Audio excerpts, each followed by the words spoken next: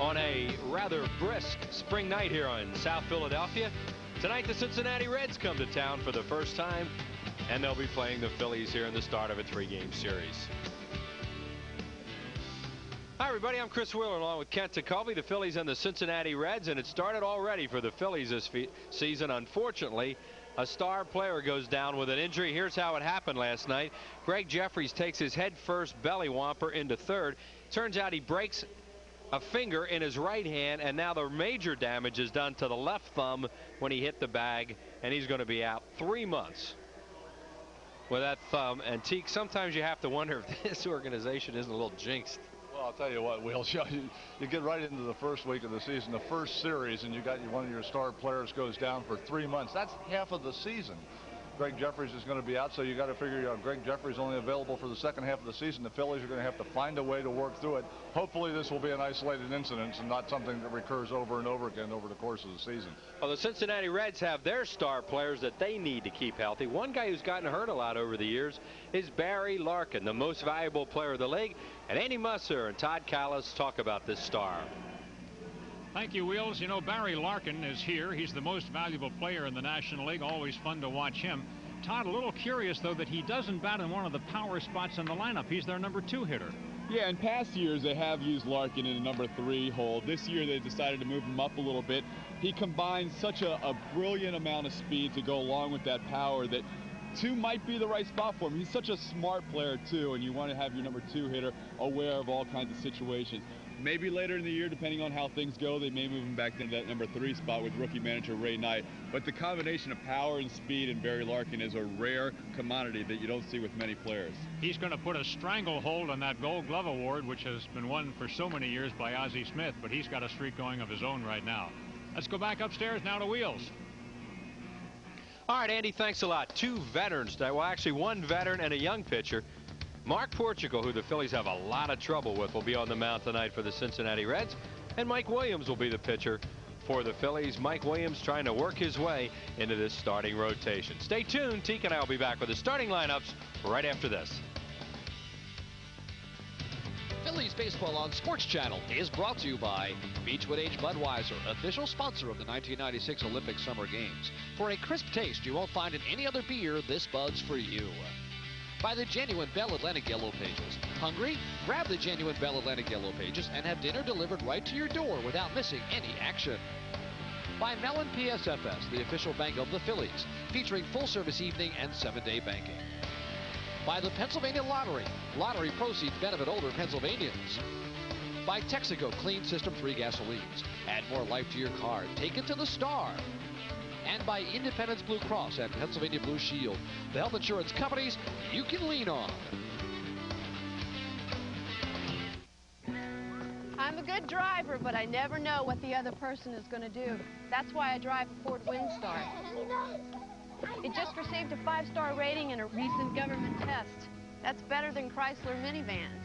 I'm not as nervous about driving, as long as there's a Windstar between me and everything else out there.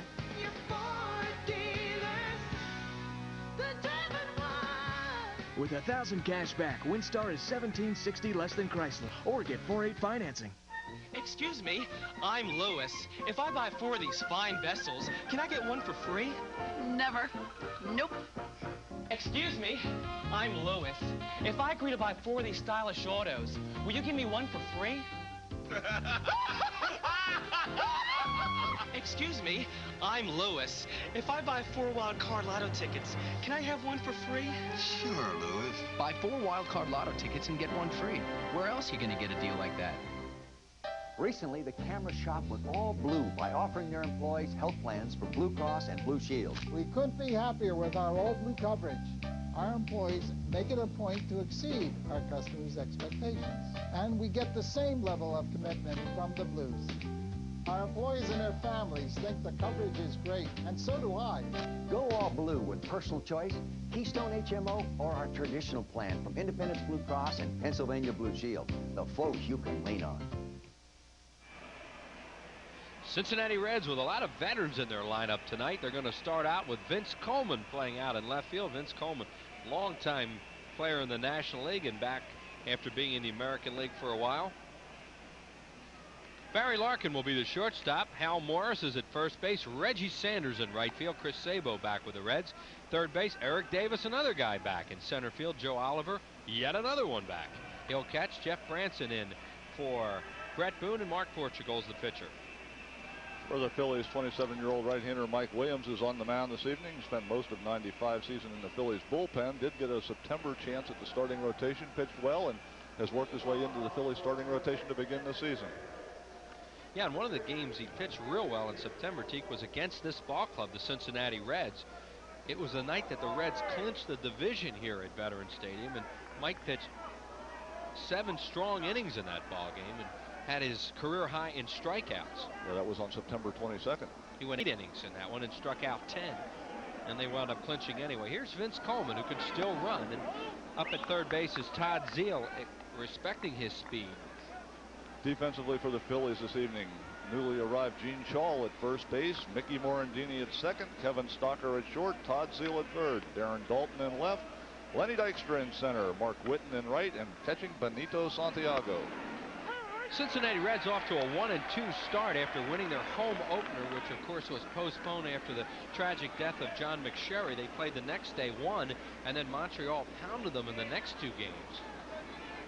Coleman was on base 4 times in the game yesterday. Hit 145 in spring training. Swing and a miss. One of the premier base stealers in the history of the game. When he was with the St. Louis Cardinals, he was a huge problem. A huge problem indeed. And there was almost no, with the great speed that Coleman has, almost no way to keep him from stealing second base. About the only chance you had if he tripped and fell somewhere between first and second, because he could fly. Yeah, and then if they got an out, he'd steal third. Fly ball foul out of play left side. So it'll be Coleman, Larkin, and Morris here in the first inning to face Mike Williams.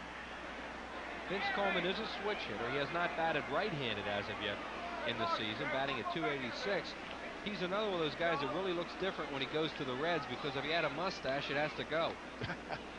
And when you see guys that play for the Reds after being with other teams, they always look different. They had a little facial hair.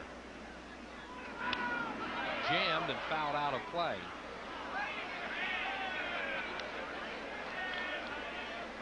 See some of the guys that are back, some from their glory years too. In Eric Davis and Joe Oliver, Chris Sabo, Mike Kelly coming over from Atlanta, and of course Vince Coleman, as you saw there. They have a lot of veterans in their lineup tonight, and they're going to miss Brett Boone for a while. He's out 4 to 6 weeks. Outside with a fastball. Brett had elbow surgery. He and his wife had their first child. Booney became a grandfather the other day. Oh, isn't that wonderful to say? Here's Ray Knight, the rookie manager, looking on. So Brett then headed down to have his elbow operated on in Alabama by fly ball to center field, and Lenny Dykstra is right there. And he puts it away, and he's retired. Dr. James Andrews performed that surgery in Birmingham. They talk about the highs and the lows. First child is born one day, the next day you're in Alabama getting your elbow scoped. And Grandpop got his first win of the season today. We yes, just he saw did. The Boston Red Sox lose to the Kansas City Royals, so Bob Boone is on the winning side. Most valuable player in the league last year. What a player this guy is, Barry Larkin. Broken bat, looper center field, base hit. Larkin coming into the game at 500 and gets himself another hit. He hit 450 during spring training. One of the reasons why Larkin is such a good hitter is just what you saw right there. He will allow you to jam him sometimes, but still has the ability to hit the ball, and even that broken bat right there turns into a base hit. So he covers the whole plate. If you jam him, he still fights the ball over the infield. And he is an excellent base runner and a base stealer. Here is Hal Morris. Hit 236 during spring training, off to a slow start at just 2 for 11. He got off to a real slow start last year. Morris has that funny stance and also a lot of movement with his feet, and he hits a lot of balls to left and left center. He's got a slashing style at the plate. Well, normally you think of a first baseman as a guy that's going to provide a little bit more power. Morris with not that much power, but he will hit the ball all over the ballpark. Look where he starts out, and look where and wind up where he finishes. Outside 2-0. He's way on the, well, first base side of the batter's box, and then by the time he's ready to hit Teak, he's in the middle of the box. Yeah, he walks up as the pitch comes to the plate. And, every hitting instructor in the league is going to tell you hitters, you want to have a solid base and want your feet solid underneath you. Morris, his feet are constantly in motion and actually walks around in the batter's box as the pitch is on the way. Yeah, there's no way that Little League coaches at home or dads sitting at home are going to tell their sons, now look, you watch Hal Morris and try to hit like him. The results would be nice. You see right there the hits for Morris. He scatters them all over the field. Williams misses again, 3-0. Yeah, and as a result, the Phillies are basically pinching him with the outfielders. They're giving him the lines, and they're trying to take the alleys away from him. You really can't shift on a guy like Morris. You have to just try to cover as much territory as you can. Mike Williams not overpowering with his fastball, so probably the least likely would be that slasher down the left field line. Taking all the way, and he thought it was a strike. So did Morris, but the home plate umpire, Charlie Relaford, says ball 4. So Morris walks, and the Reds have runners at first and second with 1 out for Reggie Sanders. The umpires tonight are Charlie Relaford, the home plate umpire, Jim Quick, who is the crew chief at first base, Dana DeMuth at second, and Gary Darling is the third base umpire. So Relaford nodding towards the dugout. Phillies probably saying, is that a little outside? Yeah. They always say it was just off the plate. Well, it was interesting because Morris just didn't think it was. Because he knew it was a strike. Here's Reggie Sanders. Had a great year last year, batted .294 in spring training, and then had a horrible postseason. But this guy is a bona fide star. Look at what he did last year. 1 RBI short of that magic 100 mark. He hit a home run off Mike Williams in that game we talked about when they clinched here in September. 2-0. What's it like as Johnny Padres looks on to pitch on a cold night? Do you have much feeling on the ball? Well, you do, especially when you first start. You should have. As the night goes on, the problem you really worry about is the time that you spend in the dugout where you're cooling off. Instead of sitting in the dugout, a lot of times you'll put the jacket on, go back in the clubhouse where it's a little bit warmer, just trying to keep yourself warm. And now Williams has to come in with something, and he does. And Reggie Sanders, a late swing, foul off to the right side and out of play, 2-1. Here are the current game conditions. They say it's 42 degrees. The humidity 44%. The wind's west. They got to be from the north. You say that 42 like you don't believe that. Maybe not in this booth. It's not 42. There's a lot of wind here tonight. 2 balls and 1 strike now to Reggie Sanders. And sneaking in at second is Morandini. He goes back and the pitch is low, 3-1. So Williams is a pitch away from loading him up for Chris Sabo, who's batting in the 5-hole. Mike normally has pretty good control. Padres and Fregosi looking on. Just to add to that thought about pitching on a cold night, Wheels, the one thing, when you're out there on the mound, your body stays warm because you're throwing, but the one thing you worry about is your hands, the feel of the ball, because your fingers get slick when they get cold. That could be a double play. They got the double play. Coleman ran on his own on that play, and Morris was not running, and they get a double play out of it, and Mike Williams is out of it. No runs, a hit, no errors, and Coleman's left at third base. Less pollution. More training. More pedaling. Less pollution.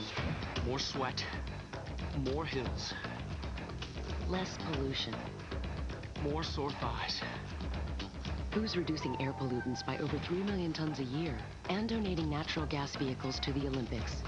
Pico Energy, proud member of the American Gas Association's Clean Air Team, official sponsor of the 1996 Olympics.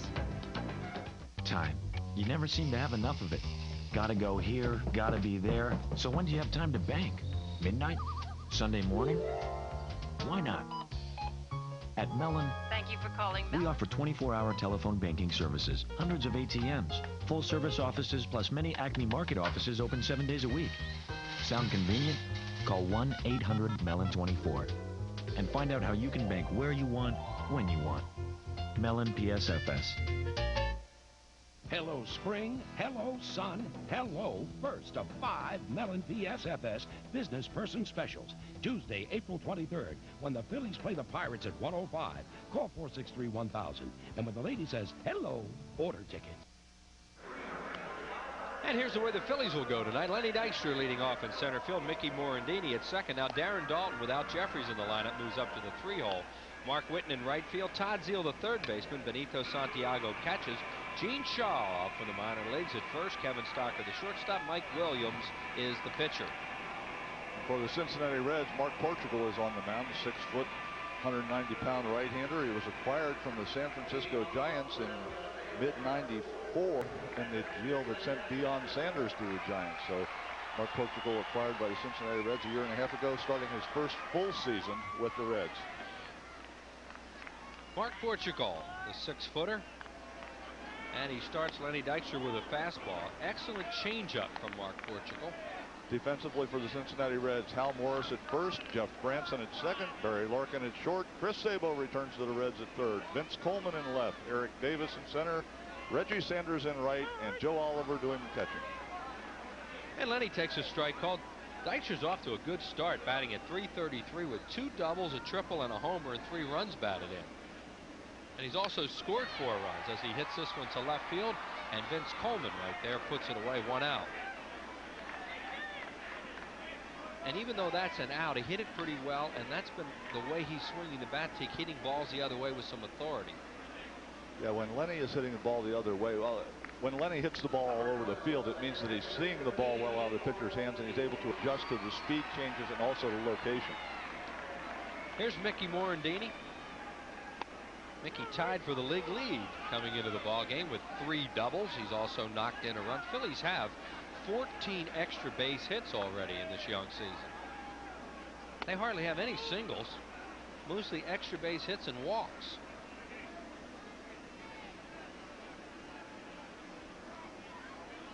Portugal with fastball, breaking ball, and we mentioned that excellent changeup. And this is there, and the count 2-1, taught to him by Johnny Padres when Johnny was pitching coach at Minnesota.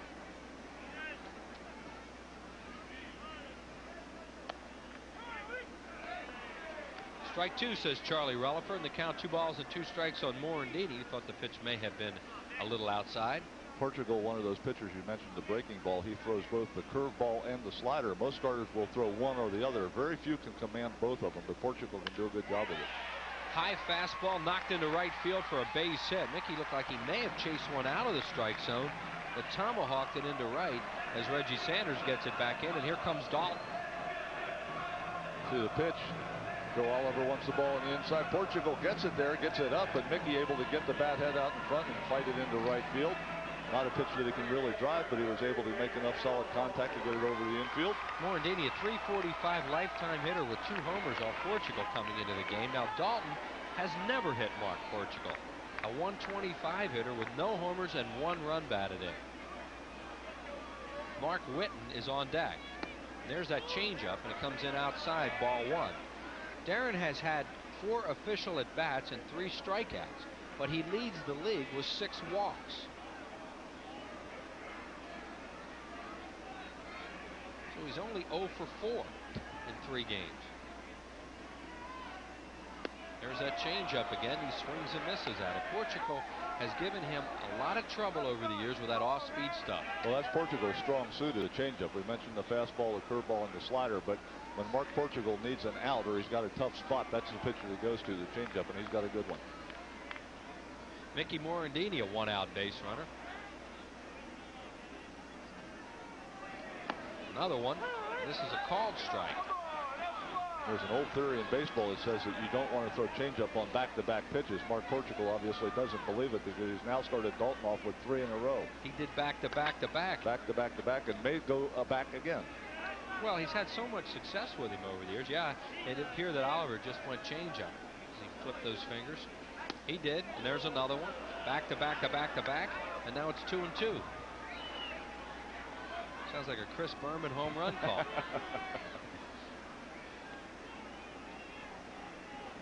Four straight changeups. Now you have to think he won't throw a 5th, will he?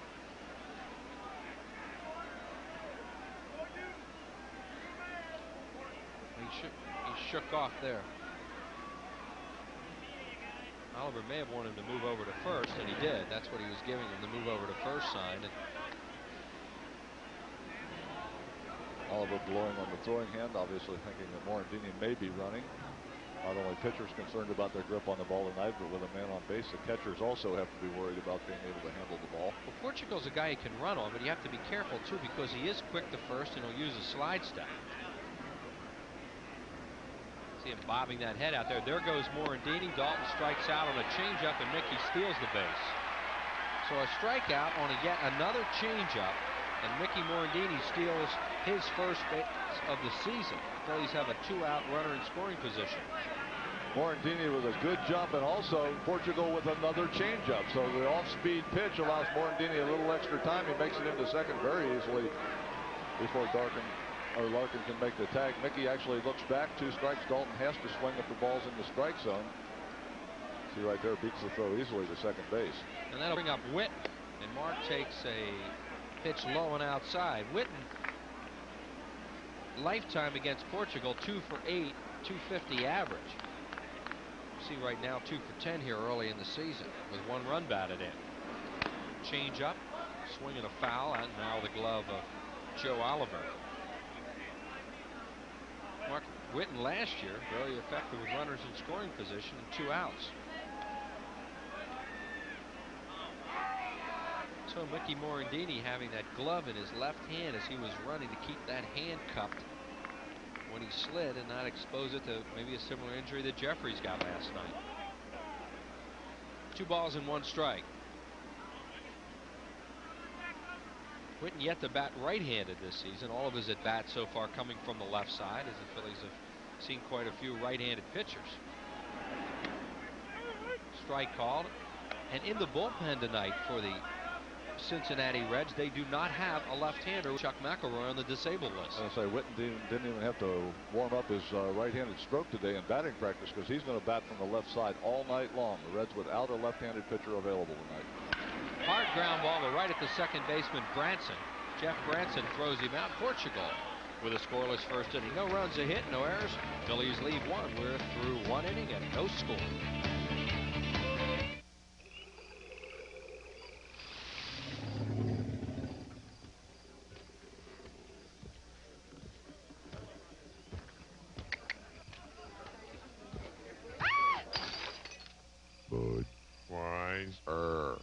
Cars that can benefit from higher octane.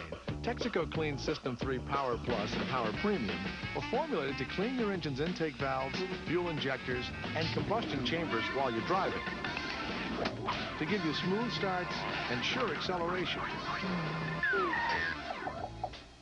Just give us 5 tanks, and we think Power Plus and Power Premium will make quite an impression on you. Add more life to your car. Take it to the star.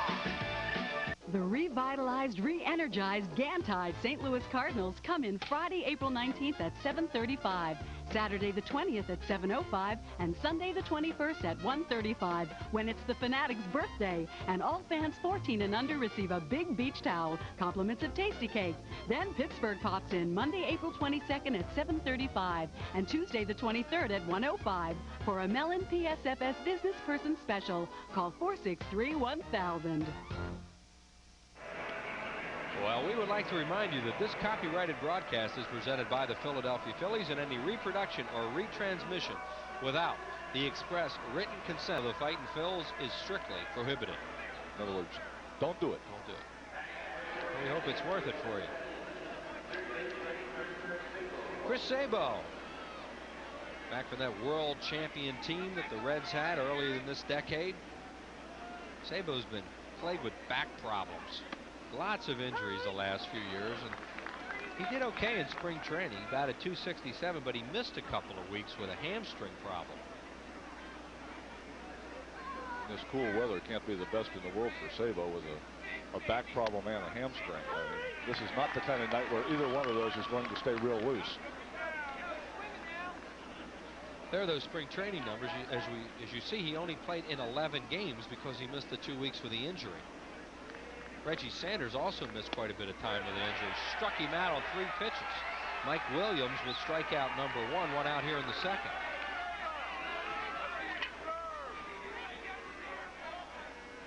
Mike Williams comes to the inside. Santiago sets up, throws the ball right there, right at Sabo's hands. Had absolutely no chance. Mike Williams' lifetime against these Reds has no record. He's been in 7 games with an earned run average of 3.94 as Eric Davis comes up. Another guy who's been gone for a while. One time thought out as a great player in this league, and it just kind of went away for him. Davis has 3 strikeouts and 4 at-bats thus far. He led all of spring training, though, with 8 stolen bases, and he was second in walks with 17.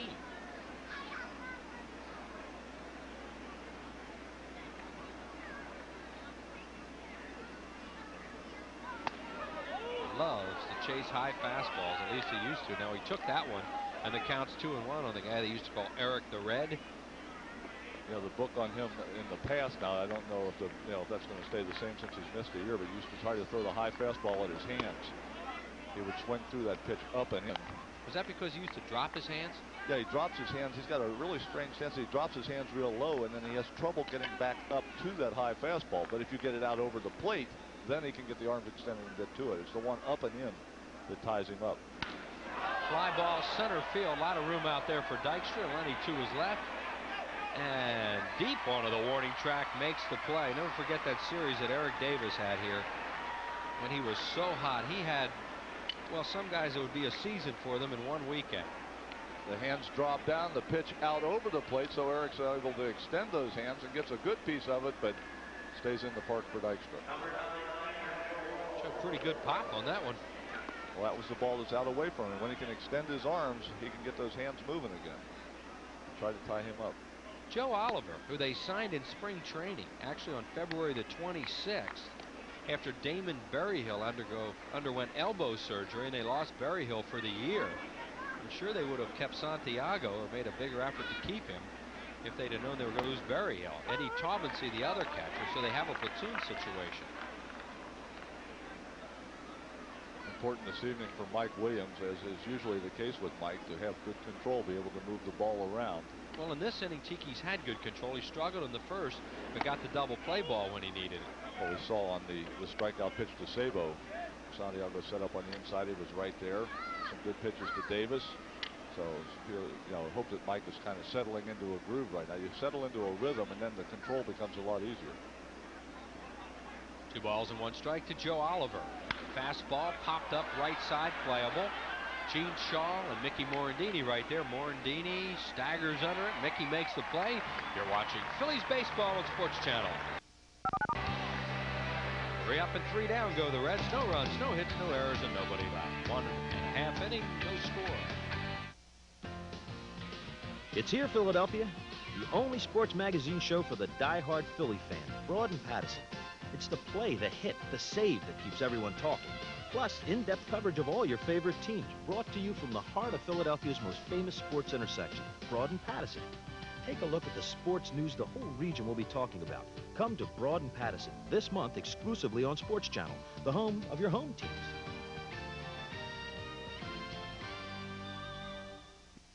Herr doesn't use just any potatoes. But then Jim Herr doesn't make just any potato chip. Make hers yours. Is it true that 9 out of 10 people use this book? Sure would be. This one's well used.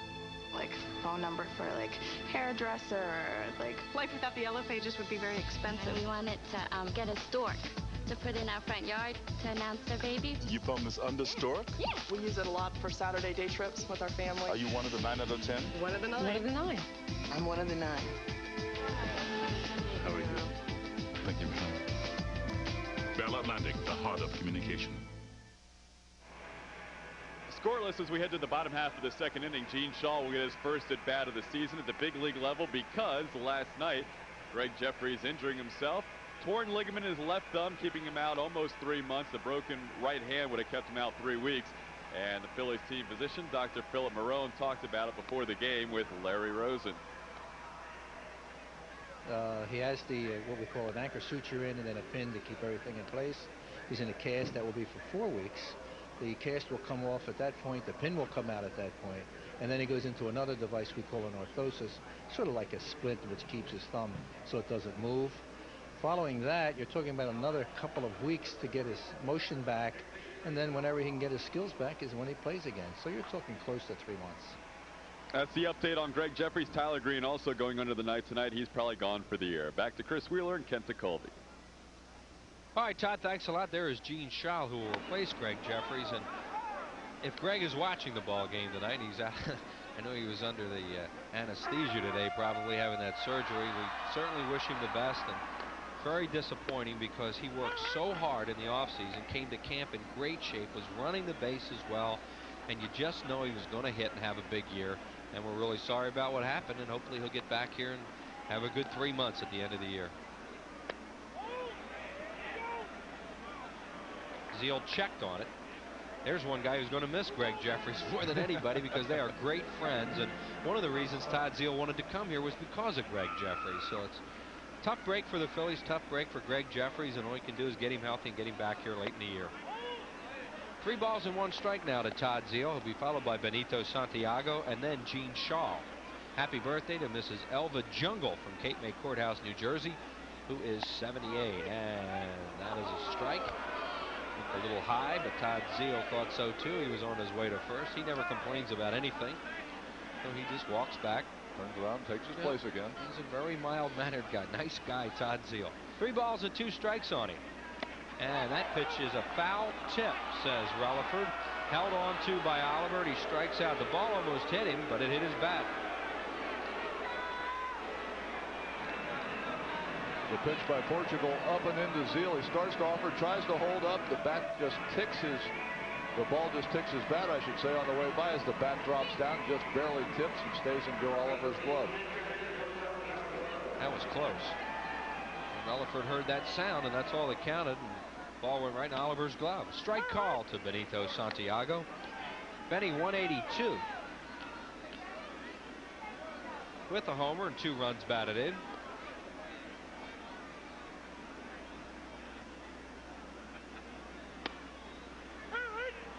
And it's 0-2. Atlanta and St. Louis are scoreless. They're in the 2nd inning down in Atlanta, Fulton County tonight. San Francisco leading Florida 3-1. They are in the 4th inning.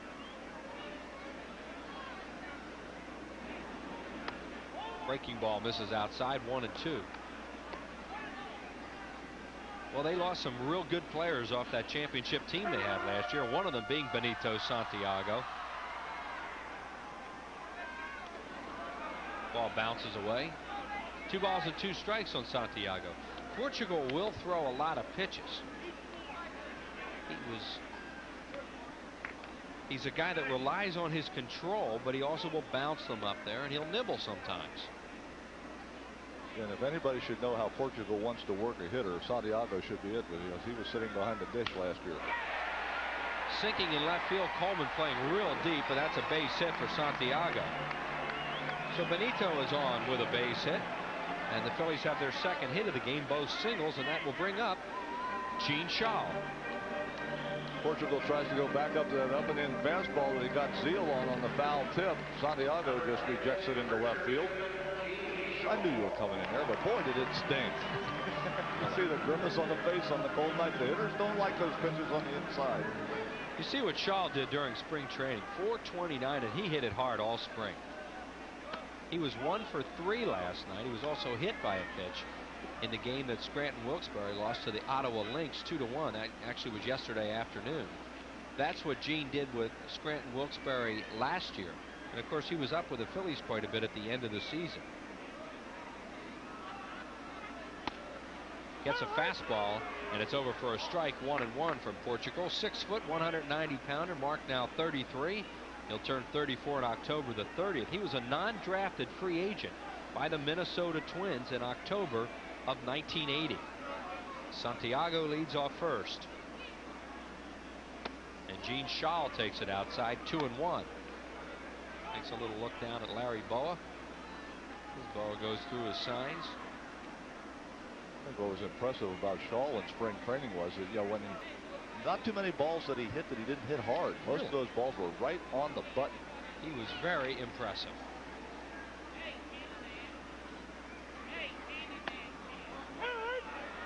And he took the fastball. 2-2. Portugal got behind twice in this count, and both times came with fastballs. There is the pitching coach of the Cincinnati Reds, Don Gullett, going through some signs there, giving them to Oliver.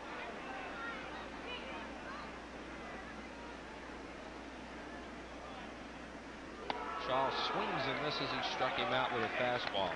Now, a guy like Gullett giving signs there to the catcher, T. There's no way he's calling a game for a veteran pitcher, is he? No, you would not think so.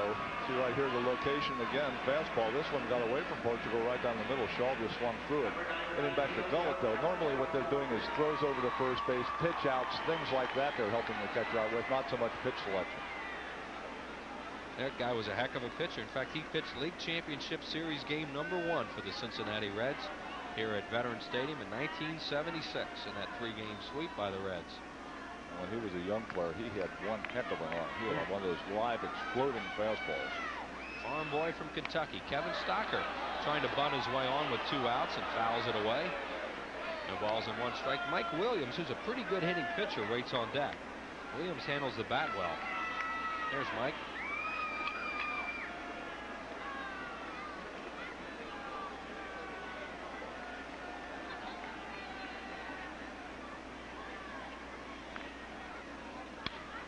Fly ball down the left field line, slicing foul will go to the seats. That fan has a souvenir. Crowd kind of dressed like a November Eagles game tonight. Sweatshirts, blankets, lots of hats, hoods. I don't think people are ever going to put that stuff away this year, it seems like. Boy, it doesn't seem like it, does it? The mothballs are waiting. Can't get there too soon for me. No balls and 2 strikes now on Kevin Stocker. 2 outs. Santiago on first. You see there's no score in the game. Changeup misses outside. 1-2. Stock is doing a good job of getting on base here early in the season. His average just at 167 with a double, but he's drawn a number of walks. Trying to do what an 8-hitter does when he's effective for a ball club, and that's get the pitcher up as much as possible. Portugal comes in low, 2-2.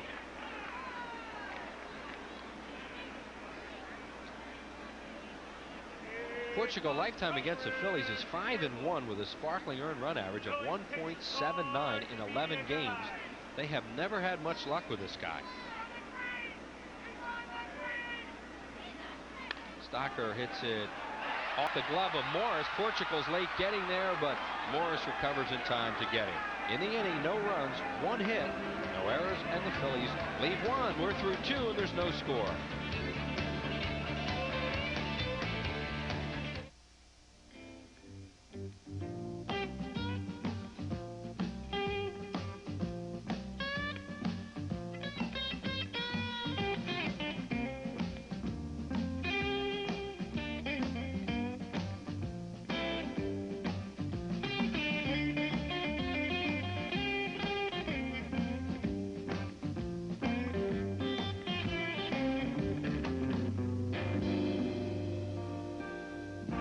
Time. You never seem to have enough of it. Gotta go here, gotta be there. So when do you have time to bank? Midnight? Sunday morning? Why not? At Mellon, Thank you for calling we offer 24-hour telephone banking services, hundreds of ATMs, full-service offices, plus many Acme Market offices open 7 days a week. Sound convenient? Call 1-800-MELLON-24 and find out how you can bank where you want, when you want. Mellon PSFS. You know, I was raised certain things you do a certain way. Did I forget forks? You never run around the house. You never put your shoes on the table. It's my mother's fault. And you never eat roasted chicken with your fingers. You just don't do it. Well, now KFC has this new tender roast. Roasted chicken in pieces. I can't handle it. So good. All my rules go right out the window. Mom. New chicken? New rules. KFC, we're changing the way America eats roasted chicken. Now get 2 pieces of new tender roast, 2 sides, and a biscuit. A complete meal, just $2.99. The backpack is back, so get out of the sack and make tracks for the vet when the Phillies play the Reds Sunday, April 7th at 1:35. And thanks to Boston Market, all fans 14 and under receive a backpack with lots of zipper compartments free. Call 463-1000. 2 games left in the first homestand of the season. Tomorrow night at 7:05, the Phils and the Reds, and then on Easter Sunday at 1:35, the Phillies and these same Cincinnati Reds. That will be backpack day. All kids 14 and under get a great Phillies backpack. And to order your ticket, just call 463-1000. That's the same number to call for official All-Star merchandise. Or if you're down here in South Philadelphia, just stop by the Vet Stadium ticket office. Jeff Branson leads it off. Hits a hard ground ball, bobbled a little bit by Schall. Flips to Mike Williams. And Jeff Branson, who's playing for the injured Brett Boone, grounds out on a 3-1 hookup. Gene Schall right here, a lot of good composure, has the ball just trickle off of his glove. Doesn't get into a panic once it bounces away. Very calmly just goes with 2 hands, picks it up, makes a nice underhand toss to Mike Williams. A nice, easy 3-1 conversion. Playing on this hard AstroTurf right now. The ball is really scooting. And Schall, that's the one thing, Schall hitting obviously stays the same everywhere. Hasn't played a whole lot on turf. Right, yesterday they had the one game that he's played at AAA, and they play on turf up there, so at least he got one game. Hey, Greg Jeffries, as you look at Mark Portugal, Jeffries was doing a tremendous job playing first base this year, too. Made some tremendous plays in the ball game last night, so he'll also miss that part of his game. Portugal with a couple of lifetime homers. He also has 14 doubles and a triple. So this guy is far from an out at home plate, a 197 lifetime hitter. Anytime you're around 200 as a pitcher, that's pretty good. And he smokes this ball in the alley to right center, and it's going to go to the wall. Portugal around first, heads into second with his 15th career double. Just got finished saying what a good hitter he is, and he ripped that ball. Most pitchers are high fastball hitters. They like the ball that's up in the strike zone. Gets that from Mike Williams. A little bit on his hands, but still able to inside out it and hit it into right center field and get it past Lenny all the way to the wall. Portugal with extra base power now coming over to get the jacket. So Mike Williams with that fastball up in the strike zone, and Portugal makes him pay the price.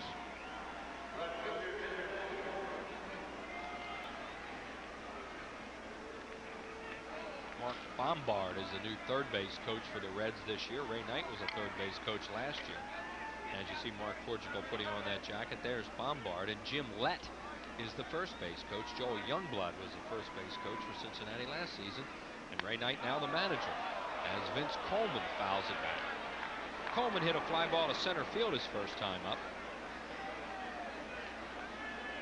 I'm talking about the coaching staff with the Cincinnati Reds. They have something I have never heard of before in the game of baseball. Tom Hume is not their bullpen coach. He is their bullpen employee. I asked Tommy before the game about this. I said, what's a bullpen employee? He says, I'm not sure, but I'm it. I wonder if he's on the I wonder if he's getting he's not licensing on, money. He's not on anything. Yeah, that's he it. said that's the bottom line is I'm not on any of those programs. That's what it is. The Hummer is just taking care of the bullpen right now. Yeah, he's the employee down there. He doesn't see that licensing money, huh? No balls and two. That's quite an incentive to coach nowadays. No balls and 2 strikes on Vince Coleman, a switch hitter. As Portugal leads off second, and this pitch comes in high, 1 ball and 2 strikes. There he is. Tom Hume, who had a great career with the Cincinnati Reds, pitched for the Phillies for a while, was your teammate. Yes, he was. We sat in that right field bullpen together on many a night. Sinker slider.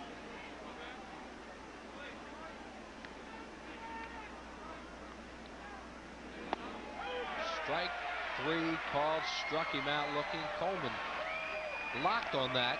He may have thought it wasn't a strike, but he didn't turn around and say anything to Rellifer, and there are 2 outs, and here's the dangerous Barry Larkin.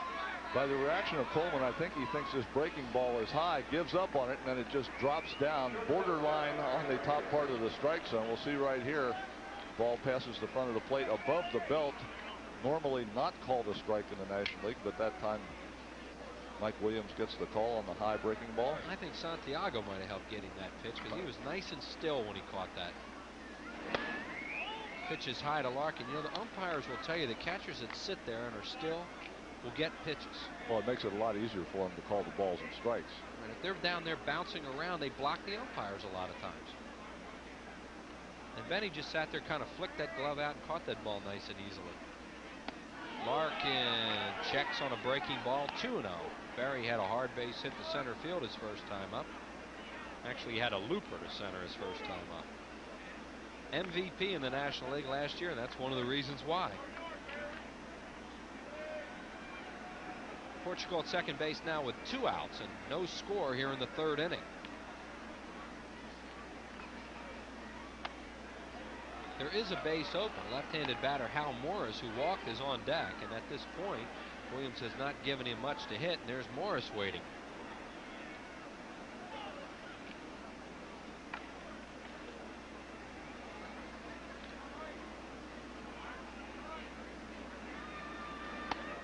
Walked him on 4 pitches. So first and second with 2 outs, and Santiago and Williams will talk over Hal Morris.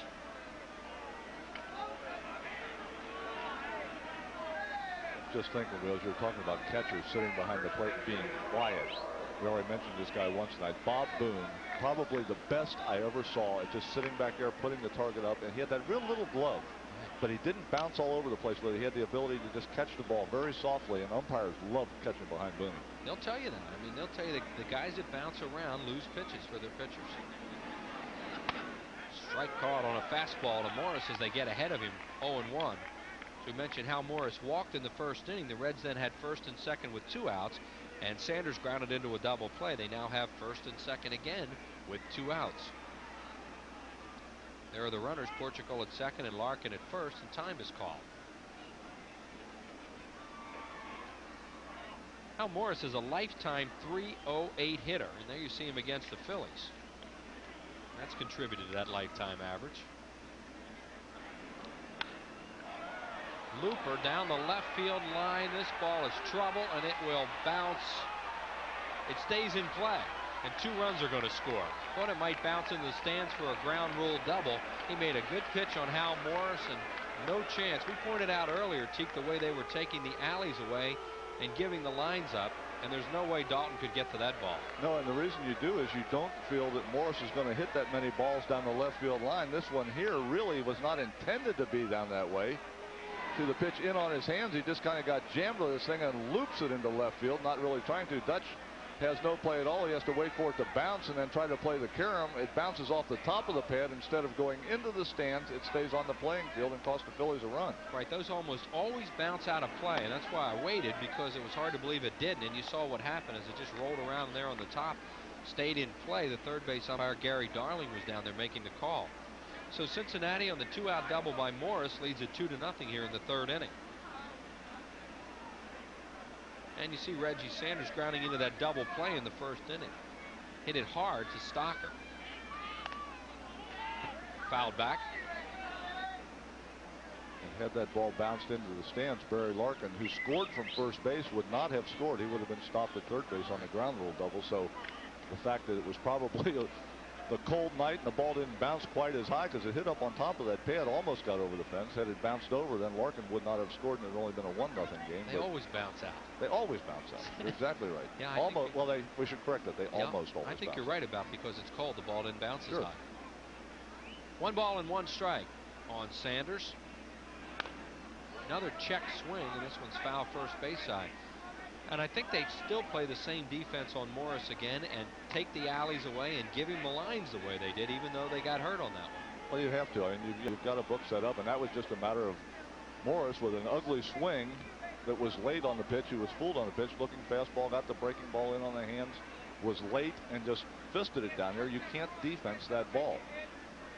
You can only defense the ones they hit well. You can't defense the ones that they chink all over the ballpark. So Mike Williams now ahead of Reggie Sanders. A ball and 2 strikes. Morris on at second base with his 2nd double of the year. Those were runs batted in, numbers 2 and 3 for him.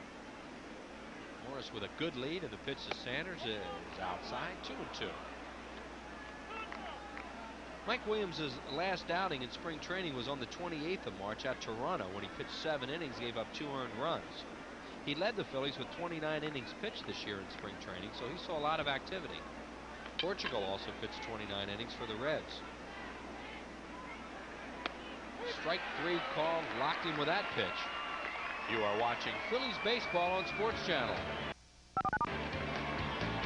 2 runs in the inning on 2 hits, no errors, and 1 man left on base. The Reds lead at 2-0. Ever fantasize about being a major league owner? Well, we do every week on Fantasy Baseball Weekly. Watch Fantasy Baseball Weekly for the inside information on weekly matchups, injury reports, trends, who's hot, who's not. Arm yourself with the best weapons the majors have to offer. Fantasy Baseball Weekly puts you in the owner's seat. Just watch it.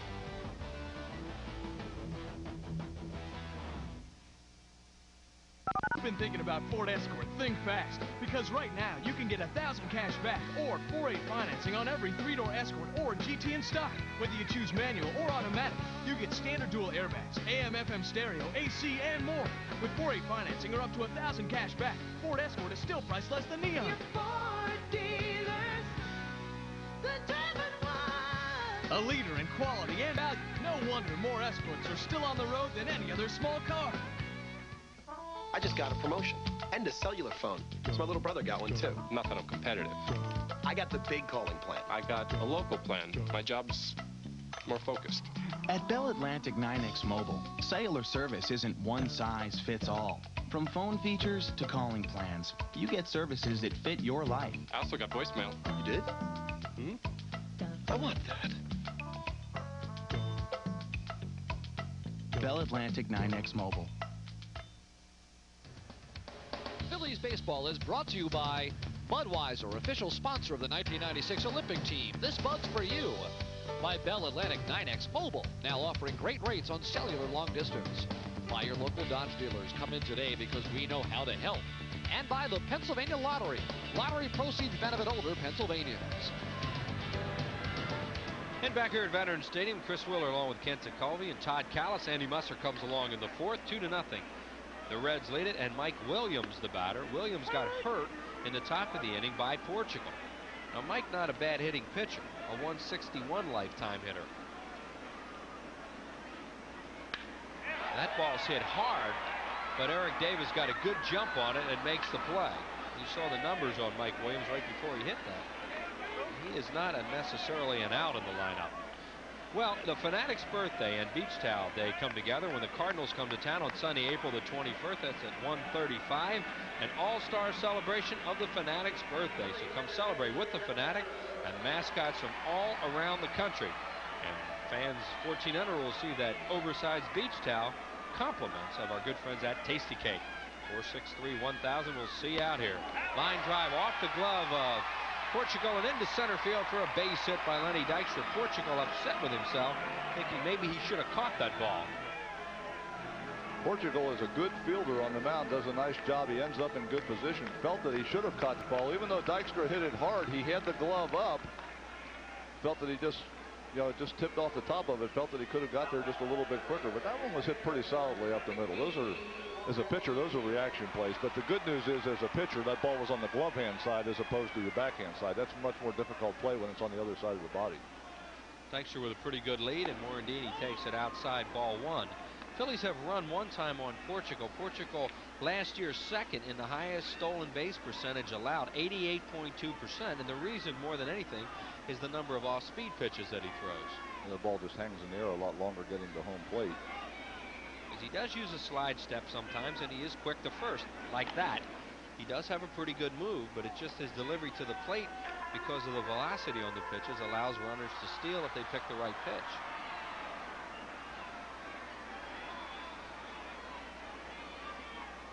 Lenny yet to steal a base this season. Does not go, and Mickey hits it to Morris. He's going to go to Larkin. Larkin real good back to first. Got him. Snappy 1-6-3. Double play by the Cincinnati Reds. No runs, one hit, no errors, and nobody left on base. Here's that double play ball. Andy Musser with Teak in the fourth.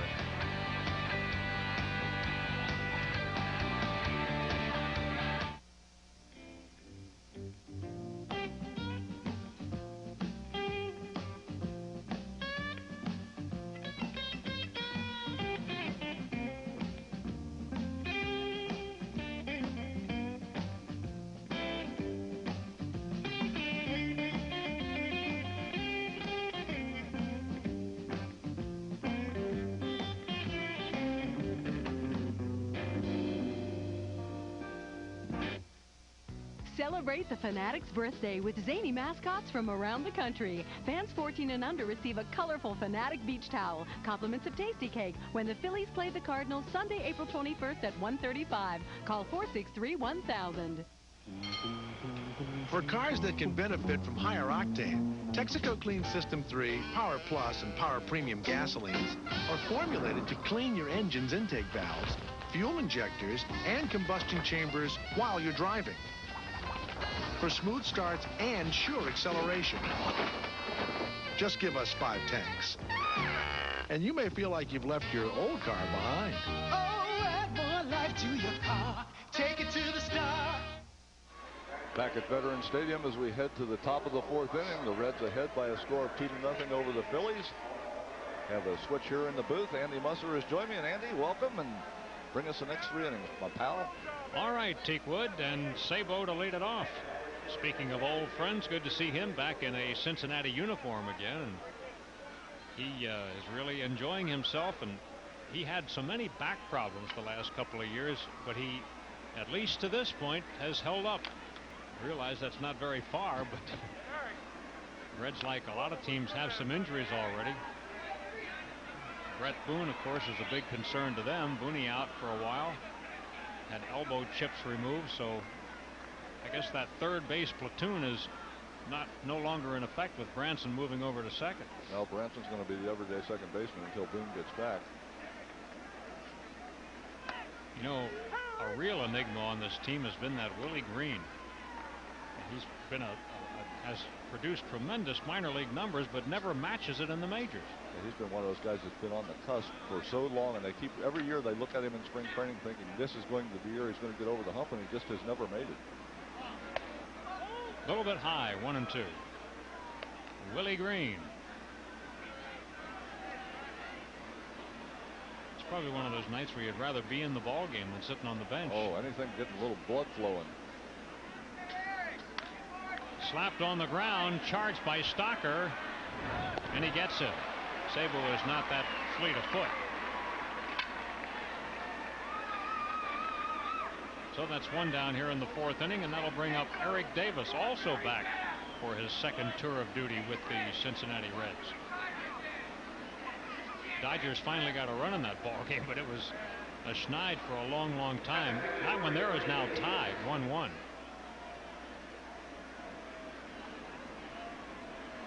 Davis hit one to the track in center field. First time up, he takes a strike. While we mentioned injuries for the Cincinnati Reds, you also have to mention Jose Rijo, who was trying to come back from elbow surgery. Just found out today he's probably going to have some more, and he's probably finished for the season. So not only the Phillies having problems with their starting pitching, but now Jose Rijo not going to be available to the Reds for the entire year. Don't you think he might have overdone it in spring training? I mean, he was talking about coming back right away and was pitching as though nothing had ever happened to him, and he just kind of ignored the medical advice to take it easy. Yeah, well, he had that Tommy John type surgery too, which is the kind, where you basically skip a whole year anyway. But he thought he was going to beat the odds and come back quick. Didn't happen. So it looks like he's headed back to see Dr. Andrews and get some more work done on the elbow. Davis, fly ball to right field. Witten going over. He's got room. Makes the catch, and there are 2 outs. Davis flies to Mark Witten. Next up for the Reds, Joe Oliver. And he also is back for his second tour of duty with the Reds. It's like all these guys were on sabbatical for a year or so. They just go out and come back. It's always nice to come home, I guess. Nice that they can welcome you back. I mean, the Phillies have the same situation with Terry Mulholland, Pete Incaviglia back this year. They'd both been away. By the way, we're probably going to see Inky play a game on Sunday. The Reds are scheduled to go with Pete Shurik, a left-hander, so Pete should be the left fielder here on Sunday. Strike. He went after it. 1-1 on Oliver.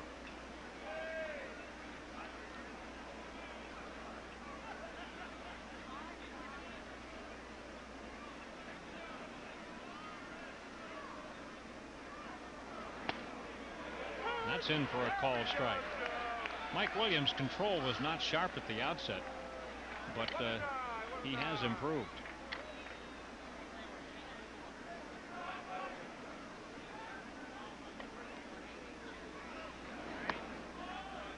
Update on that St. Louis-Atlanta game. The Braves now lead at 3-1 in the third inning.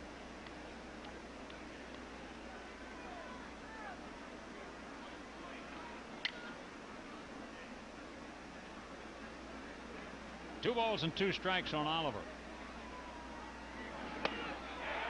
He was trying to hold the swing, but he strikes out. Strikeout number 4 for Mike Williams. You're watching Phillies baseball on Sports Channel. Reds go in order here in the fourth inning. We go to the bottom half. Cincinnati on top, 2-0.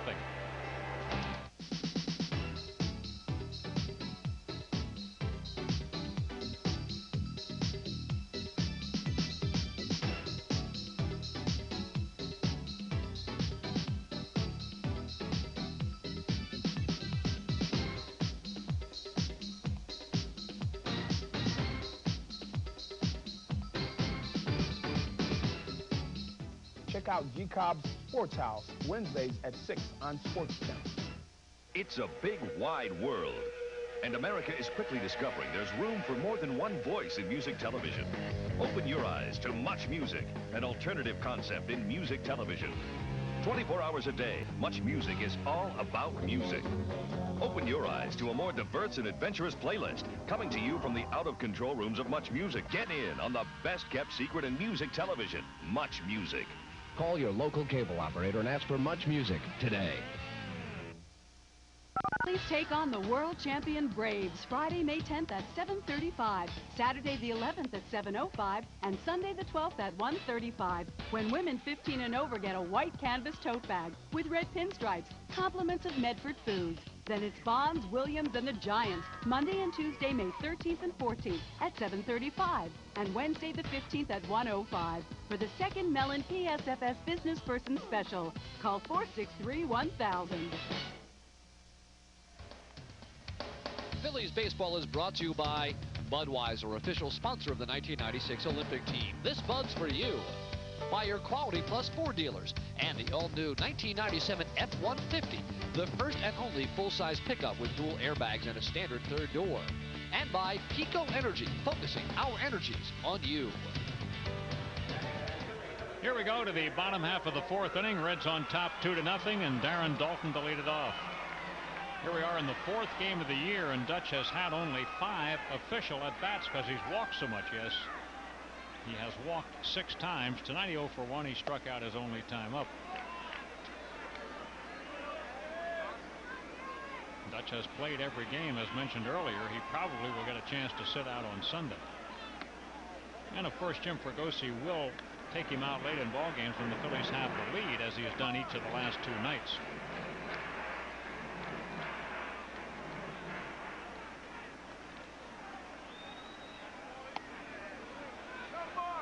Porch falls behind him 3-0. Portugal has not issued a walk tonight.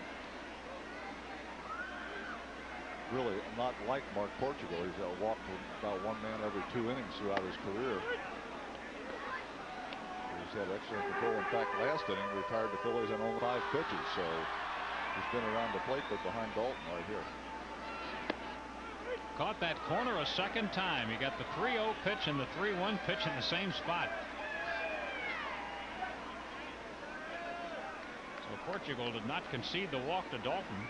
Now it's a 3-2 count. Out of play.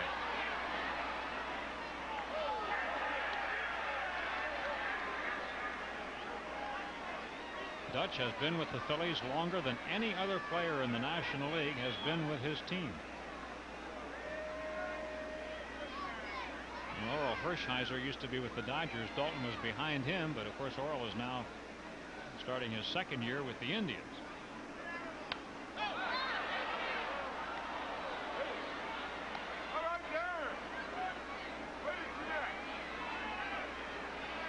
Interesting, the first time around, Portugal threw Dalton 4 straight changeups when he struck him out in the first inning. Has not thrown a changeup yet this at bat.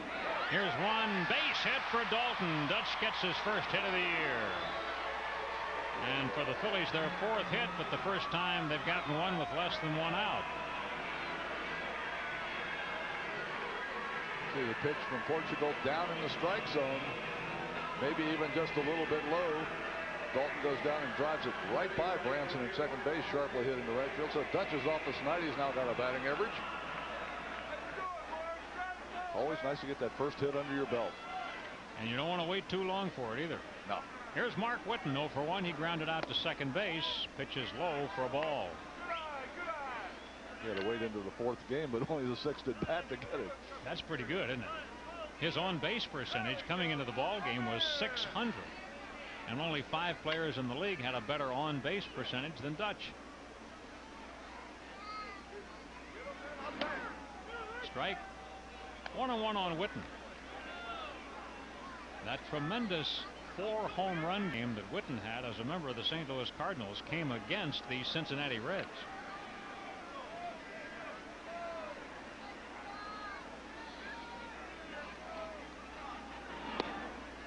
Low, 2 balls and 1 strike on Mark. Mark Portugal makes his off-season home in Providence, Rhode Island, a big Friars fan.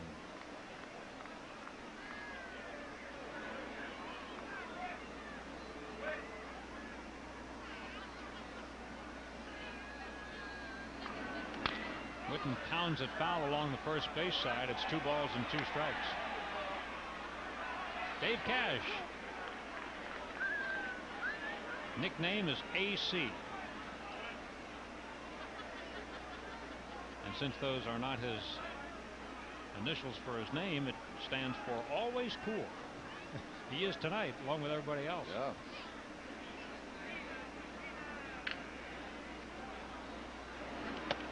Whitten swings and misses.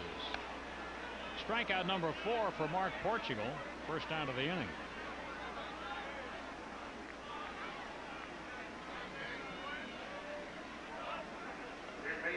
Todd Zeile is up there now, and Todd was one of Portugal's strikeout victims the only time he batted back in the 2nd inning. That Cincinnati infield is still looking for a double play, and they turned one to win last inning.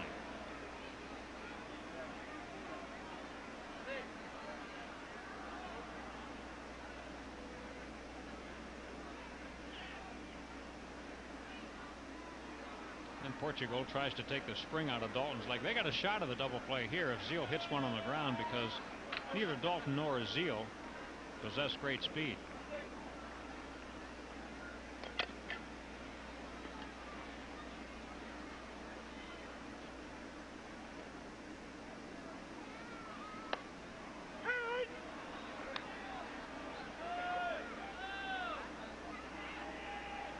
Wheels was mentioning earlier, Portugal 5-1 lifetime against the Phillies with a 1.79 earned run average. Obviously, you know, pitchers know which teams they've had success against. They also know what ballparks they've been successful in. Over that 5-1 record, 4-1 of those games are at the Vet. So he's got a 4-1 record here at Veterans Stadium. So he's pitching against a team that he's had success against in the past, and in a ballpark that he's been very successful. Believe me, you know that when you're on the mound. Oh yeah, I do believe that. I was talking with Porch before the ball game, and he made reference to it. He said, I'm going out to my good luck mound tonight, or something like words to that effect. You know where those spots are at. And when you know your next start is coming in that ballpark, you start getting ready, you know, a little further in advance than you normally do. Get that nice, relaxed, comfortable feeling about yourself. Portugal keeping Dalton close, but really doesn't have to worry about Dutch doing any running here. Nicky's being a little overly concerned with Dalton. You would think with one out there and wouldn't be running. Really not, Zeile not that much of a contact hitter. He shouldn't be concerned about the hit and run. Another one in the dirt. 2 balls and 1 strike to count on Zeile. Reds are ahead 2-0. We are in the 4th. Phillies bring a 2-game winning streak in. The Reds have lost their last 2.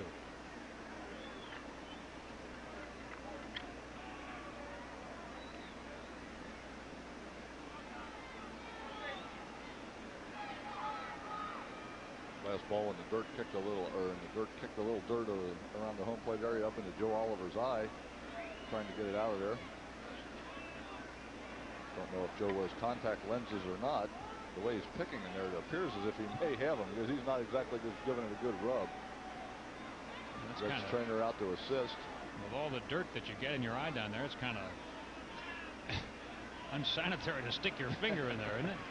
Especially if you're hitting and you got pine tar all over your hands and everything else. Well, that's all you need is pine tar on a contact lens.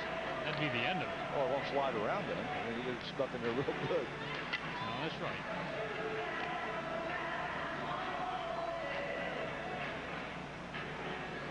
See right here, Portugal's fastball in the dirt. Oliver gives it on the back end right there before he even threw the ball back to Portugal. Realized that the dirt had picked up in his eye. Seems to have got it cleared out of there now. It's 2 balls and a strike on Zeal. Quick throw to first, and Dalton almost caught napping there. Last inning we saw Hal Morris, the first baseman, begin a 3-6-3 double play.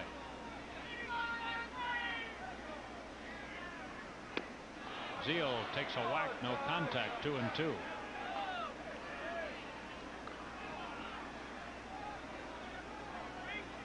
Mark Portugal's had some tutoring in his time from the great Johnny Padres. And Pods and Porch were both with the Minnesota Twins. Good block by Oliver. Full count on Zeal. Possibility Dalton may be sent here. Normally 3 balls, 2 strikes, 1 out. You would start the runner. The idea being if it's ball 4, if it's a bad pitch, Zeal can take it. Dalton's going to automatically get to second. If it's a good pitch and he hits it on the ground, you can eliminate the possibility of a double play. And Mark trying to catch him leaving early, which Dalton's too smart for after all this time.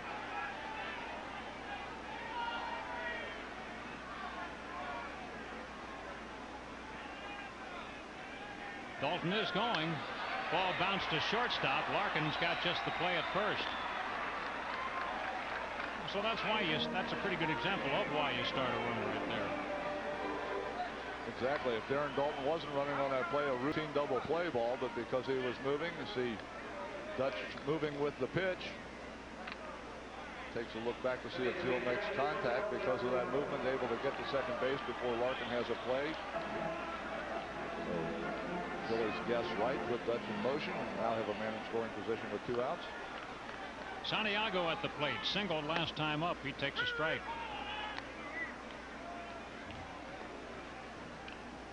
Phillies have 4 hits, but they've each been a single. Lately, the Phillies have been specializing in extra base blows. Mentioned 5 pitches last inning. He's gone a little over that, so he's trying to get the average back up. Here's a fly ball down the right field line. Sanders over. He's out of room. Santiago lives to get another swing. Yeah, it's funny about the way those innings go, and it doesn't mean that Portugal is not making as good of pitches, but it certainly means that he's not as efficient. And who might that be? Hard to tell. The old masked man arrived in the Cincinnati Reds dugout. Obviously someone who is used to living in a warmer climate than we have this evening. Which includes about 99.9% of the people here.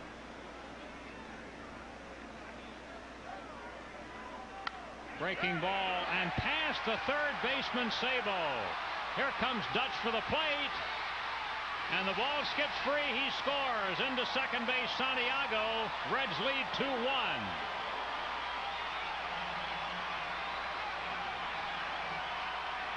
Be a single for Santiago and a run batted in. He takes second on the throw. Off-speed pitch by Portugal. The changeup leads it up and in again. The same pitch Santiago hit the last time. Coleman has time to make the play at the plate. Has the ball there before Dalton gets there, but short hops Joe Oliver. He's not able to handle the ball. So if Coleman had made a little more accurate throw with a little longer hop on it, I believe they would have got Dalton at the plate. The ball's there first, but Oliver not able to handle the short hop. Dutch slides in. The Phillies get one of the 2 back. Now trail by a score 2-1. Santiago with his third run batted in. The hitter now is Gene Shaw, who takes ball 1. Shaw struck out his first time up tonight. He's filling in for Jeffries. 1 ball, 1 strike.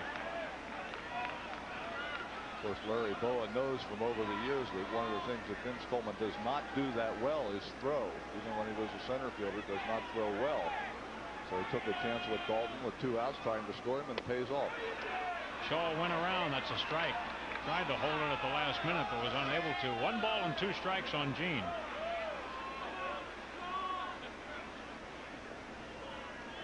Shaw playing his first game in the majors this year. He had a terrific spring for the Phillies and played 1 game at the AAA level. Here he strikes out. Strikeout number 5 for Portugal. Phillies on the board. They get a run. 2 hits. 1 man left on base. And at the end of 4 innings tonight, Reds lead the Phillies 2-1.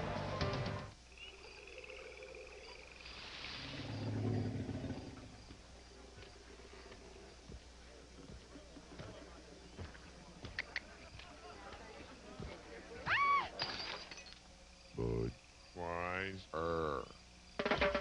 It's made us the biggest, the best, the most successful.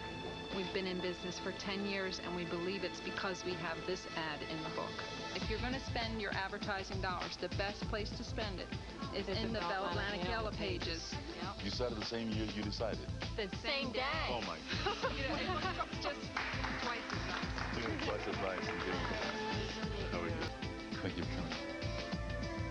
Bell Atlantic, the heart of communication. Good ball game, 2-1 at the end of 4. Reds leading as we head to the 5th inning. Let's take a look at the Major League scoreboard. We'll start you out in the National League with the Cubs and the Dodgers. Bottom half of the 6th inning with 1 out. Cubs at the plate in a very frigid Wrigley Field. And a sacrifice fly to Todd Hollingsworth. He forgot how many outs there were. Sammy Sosa and Mark Grace both score. And the Cubs end up winning that ball game by the final score of 11-1. Sammy Sosa hitting a home run in that game. Jim Bollinger the winner. Elsewhere in the National League, this afternoon it was Colorado just fresh off their series with the Phils, losing again.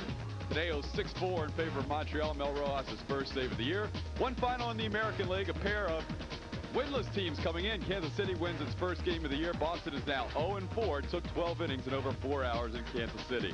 Now back to Andy Musser with Ken Tekulve. Okay, Todd, thank you. And we go to the 5th inning here with the Reds starting with their number 8 hitter, Jeff Branson. He was out on a 3-1 hookup first time around. Mike Williams pitches outside for a ball. Branson, Portugal, and Coleman about here. And the only guy among them who has a hit is Portugal. In the air to shallow left field. Dalton's got the play. Branson flies to Dalton.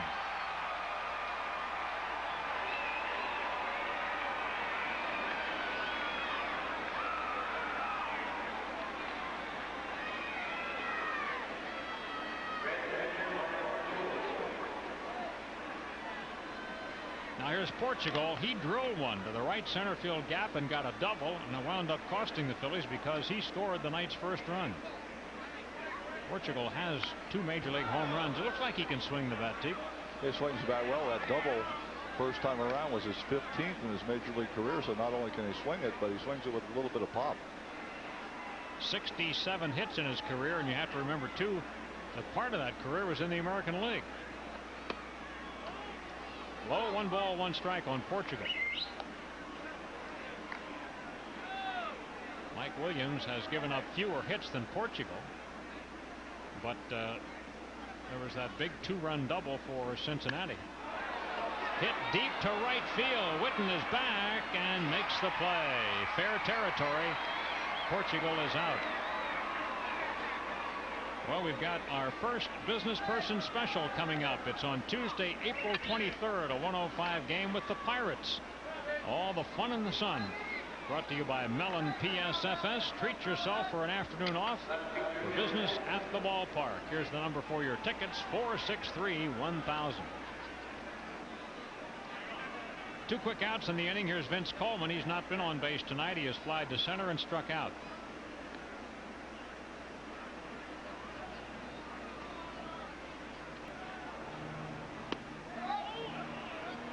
Mike Williams has not given up a hit since he gave up that 2-run bloop double to Morris.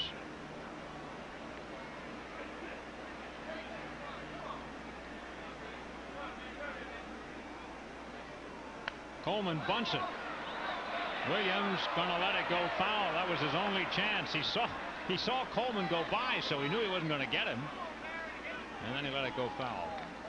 Coleman very quick down the line, and as a pitcher, if you see the runner is already past you, you let the ball go and hope that it goes foul because you have no chance at all.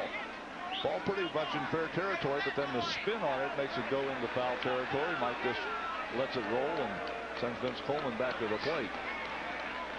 Something Vince Coleman is doing more of now. When he was with the Cardinals, it seemed like they couldn't pay him enough to bunt. You talked about the running Redbirds and all the speed that they used to have. Vince Coleman would never bunt. Last couple of years has started doing a little bit more of that. Yeah, should have been probably doing it all this time, but you're right, Teak. He's now thinking about it, even on AstroTurf. And now he rips one by Shaw. It kicks off the lower fence and away from Witten, so he'll have a double. A two-base hit for Vince Coleman. The Reds' fourth hit of the ball game. You see the benefit right there of that bunt by Coleman bunting. Shaw has to move up and play close at first base to respect the bunt, and then Coleman slashes the ball down the first base line. If Shaw's playing deeper, he may have a chance to catch that ball off. Coleman right there sees that Mark Witten has a handle on the ball, so he just glides into second base. Reds have a runner with 2 outs now for Barry Larkin, who has not been retired tonight. Larkin has singled, walked, and scored.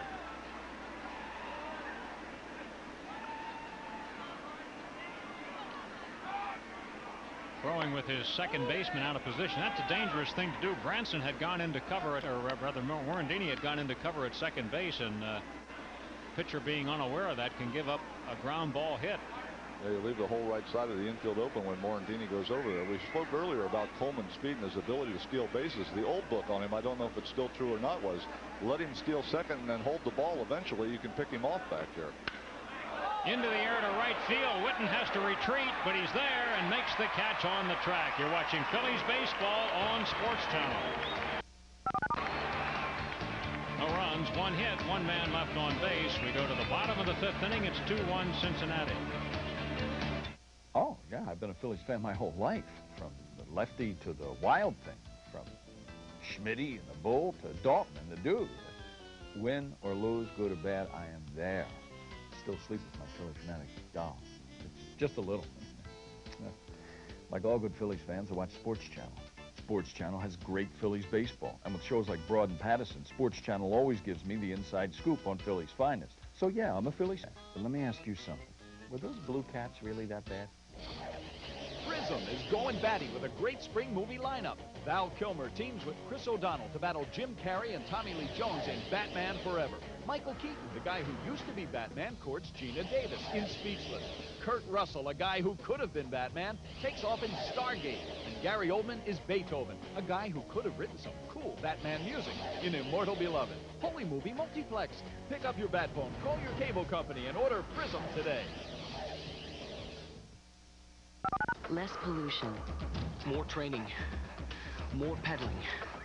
Less pollution. More sweat. More hills. Less pollution. More sore thighs.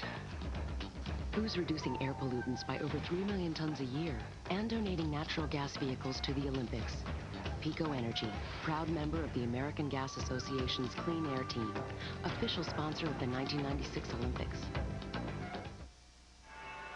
It's Backpack Day here on Sunday, and this is a really great item. Comes to all the fans 14 and under, courtesy of Boston Market, a terrific backpack with lots of zippered compartments. So make your plans for early spring baseball. The number to call for tickets, 463-1000, and we'll see you here on Sunday. Willie Green comes in the ball game to play at third base now. As we go to the bottom half of the 5th inning, Green takes over for Sabo. Mentioned earlier when Sabo hit that ground ball, did not move down the first base line very well at all. He's had some problems with a hamstring. He had it in spring training, and you have to think this cool night possibly that hamstring tightened up on him a little bit. So Willie Green in to replace Sabo at third base for the Reds. Stocker leads off for the Phillies. Kevin tonight has batted once and grounded out to Morris. Here's a ground ball hit to Branson. No problem with that one. On one pitch, takes care of Stocker here to start the 5th. Pitcher Mike Williams will be next. Mike hit the ball hard first time up. In fact, it was a line drive over the head of Davis, but Davis was able to coast back and get it.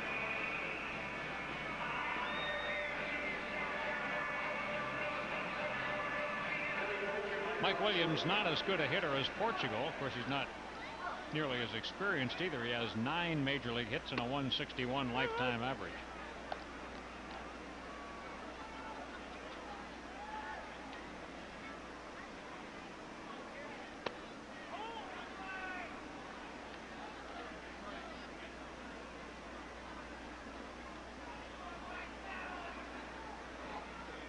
Mike bunts it.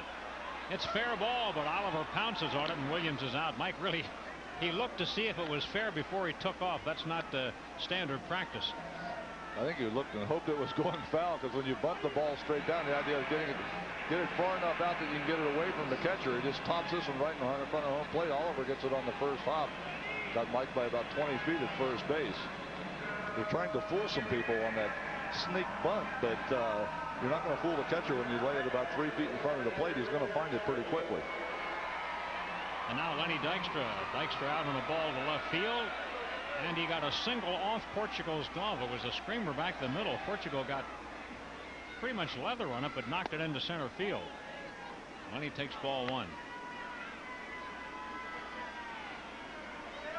Portugal has made 75 pitches, made a ton of them in the 4th inning. Made very few of them in the 3rd inning. Right. 5 to be exact. He'll make a few here. Dykstra always, almost always anyway, except when he goes up there with an idea to jerk that first one. Works the count.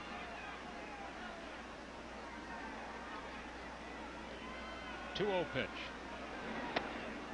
And that's ball 3.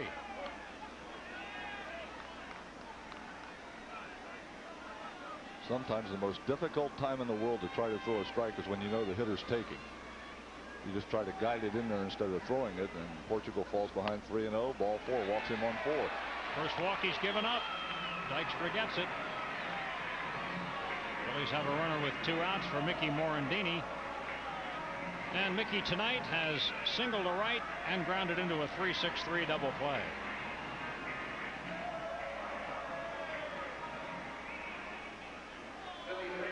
Over the years, Morandini has been murder on Portugal. 11 hits and 31 at-bats, including 2 home runs. Bouncing ball, nice block by Oliver. He's got to play it first. If he'd have thrown it right away, he might have gotten Dykstra.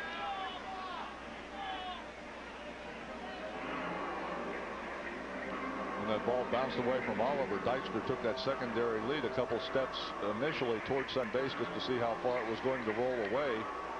Didn't get that far away from Oliver, so Lenny had to scramble back. You always want to be ready to take that extra base, but then you also have to judge real quickly how far that ball has bounced away from the catcher, because if it's just laying right at his feet, then you're duck soup at second base. We talked earlier about Portugal being a little too concerned when Dalton was out there at first. I think he should be concerned here.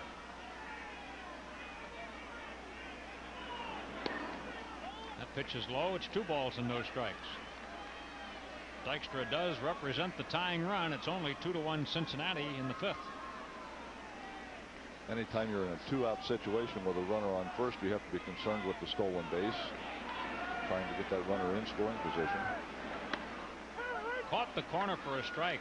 Oliver's concerned about Dykstra because he is taking the pitches up in that kind of half stand-up position that catchers use when they want to be able to fire out from behind the plate and throw.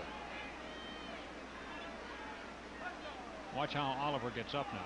And gives the signs and then gets up, so he's a little more in a throwing position. Of course, when the catcher is squatting down on his haunches, it takes him a lot longer to get up out of there and throw the baseball. When catchers throw runners out at second base, the majority of the time it's not how strong their arm is, it's how quick they get rid of the ball.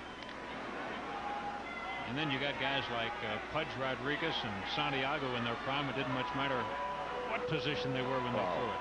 Those are abnormal arms that those people have. Boy, that is true, too.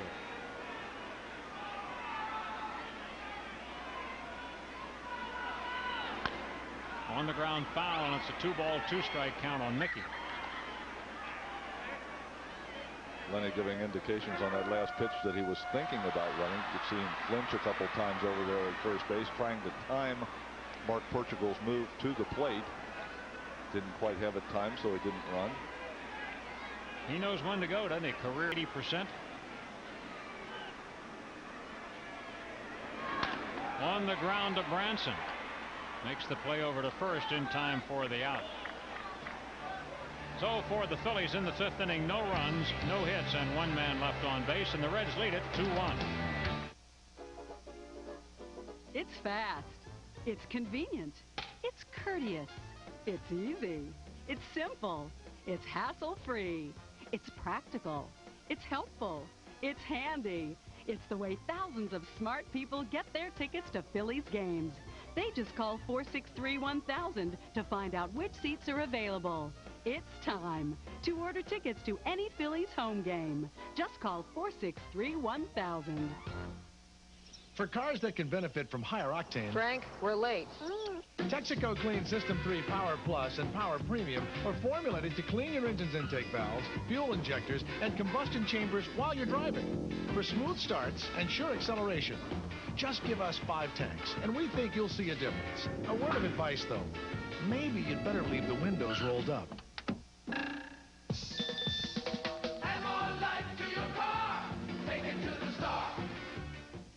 I just got a promotion and a cellular phone. Because my little brother got one too. Not that I'm competitive. I got the big calling plan. I got a local plan. My job's more focused. At Bell Atlantic 9X Mobile, cellular service isn't one size fits all. From phone features to calling plans, you get services that fit your life. I also got voicemail. You did? I want that. Bell Atlantic 9X Mobile. We are up in the 600 level, about the furthest place you can get from the main action. We have a group from Elmer, New Jersey, who are trying to stay warm out here. Blankets and heavy clothing, everything you can to stay warm. Dan is kind of the leader of the group. Dan, what brings you out to the furthest reaches of the stadium out here? Well, tonight's a good night for Philly. We had to come out and check out the Phillies this year. We have people keeping score with mittens on. What's your name?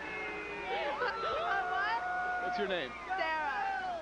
Everyone here is excited from Elmer, New Jersey. I'm going to come back and warm up a little bit and have to leave them. But right now, let's go back to Andy and T. Did they not offer to share their blanket, Todd? I mean, after all. That's coming with preparedness, huh? Here's a ball hit by Morris to left field to play for Dutch. Plenty of time to get under that baby. I think the fans are being, I don't want to say harsh, but I mean they're putting a little too much spotlight on Dalton. I mean, I don't like to talk about it, but you know, I don't think there should be this reaction just catching a fly ball, should there? I'm getting a lot of excitement out of routine fly balls, I'll say that. I mean, anybody can play left field. I'm evidence of that. I even caught one in left field one day. You did indeed. You ended a ball game, and you were looking for somebody to hug, weren't you? Yeah, and nobody around out there. It gets lonely, like the Maytag repairman out there. There's nobody to talk to. Reggie Sanders, what were the circumstances behind that, T? They had switched me to left field because there was a left-handed batter coming up, wanted to be able to bring me back in to pitch to a right-hander. The left-hander hit the fly ball to me in left field, and I caught it, and the game was over. How about that? Never had to go back on the mound, huh? And the funny part about it was, played 15 years in the big leagues, and when I was on the mound, I mean, I knew everything that was going on around me, felt very comfortable about what I was doing. That one day in San Francisco, I caught a fly ball at the end of the game, and it's the only time in 15 years I was on the baseball field and was totally lost as far as where to go and what to do. Now what do I do? No idea. Yeah, what do I do? The game's over with. I got the ball. Where do I go? Hey, but that is a great story, though, to have that occur at Candlestick Park. I mean, a lot of good outfielders haven't caught balls at Candlestick. But it was a day game. The wind doesn't blow in the daytime. They'd never put me out there in a night game with that wind howling. No. I think you may have to nourish that story a little bit. Well, I can probably embellish it over the years. A 1-ball, 2-strike count on Sanders. 75 pitches now for Mike Williams. Decent ratio. A little bit high. 2-2. Willie Green, who hasn't batted in the game, is on deck. There's Willie. He's 1 for 4 this year.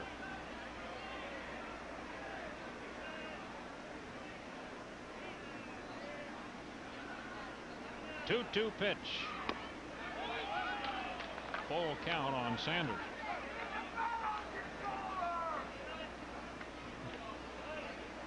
Get that fan down there. Get that bat off your shoulder.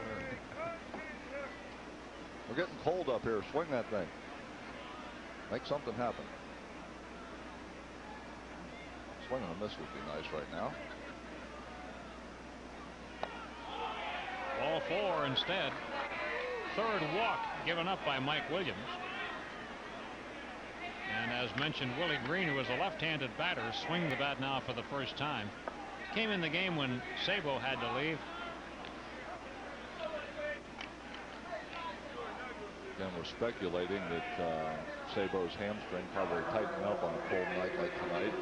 Don't know that for sure. Didn't see anything else during the course of the game that would indicate anything else. Reds certainly hope it isn't a recurrence of the back problems that have troubled him for the last couple of years. He was virtually useless for the Chicago White Sox when they had him last year for a while. In fact, the other day up in Montreal, Ray and I took Sabo out of a ball game early because of that same concern, the cold weather with the hamstring and the back. So I'm sure Ray's trying to just make sure that his third baseman stays healthy through this cool period, hopefully getting to some warm weather. The Reds rookie skipper, he has not managed on any level. He is now on the highest level. If you're going to get involved, just jump right in the middle of it. Of course, last year he was the bench coach with Davey Johnson and the manager in waiting for an entire year. Very unusual setup. Had to be in some ways stressful for both of them. The company line was that Davey Johnson was going to go into a front office position with the Reds, but Ray Knight says he knew right along that Davey would never do that, that he was going to go get another job and probably would have no trouble landing one, and he was right about that. Runner goes. Pitch hit back off the glove of Williams. Mike has the play at first for the out. Sanders takes second. Green is retired for the second out of the inning.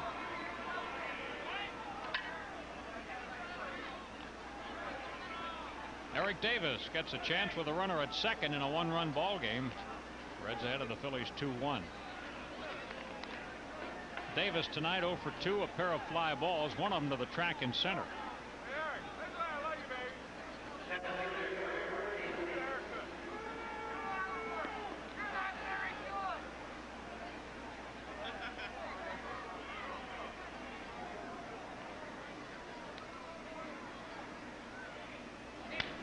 Davis fouls it away for a strike. First road game of the year for the Reds. They opened at home against Montreal. Phillies playing 2 series at home before heading out on the road to go on a 3-city trip. Phillies will be in Pittsburgh, St. Louis, and Montreal before returning home. Jim Fregosi celebrated his birthday here last night. And he celebrated like any manager would like to with a 7-4 victory.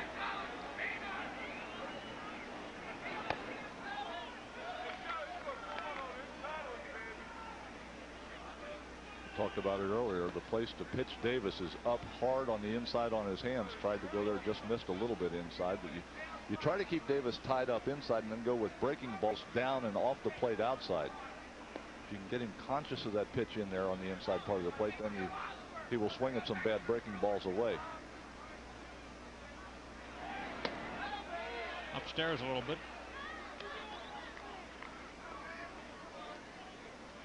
Problem being, if you do not establish the inside part of the plate with that fastball, and Davis will start leaning out over the plate and hitting those breaking balls away from him. So you have to pitch both inside and outside against Eric Davis.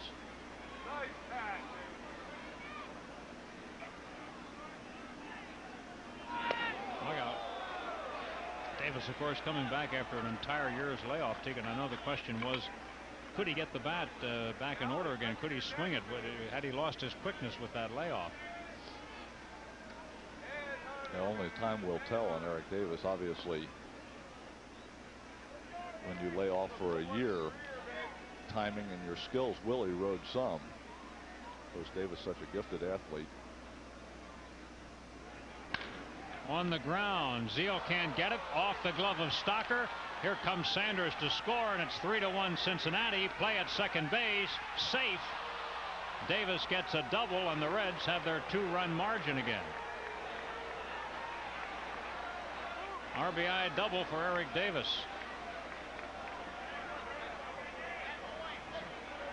Davis gets his first hit of the season, the big leg kick, and then drives the ball toward the hole.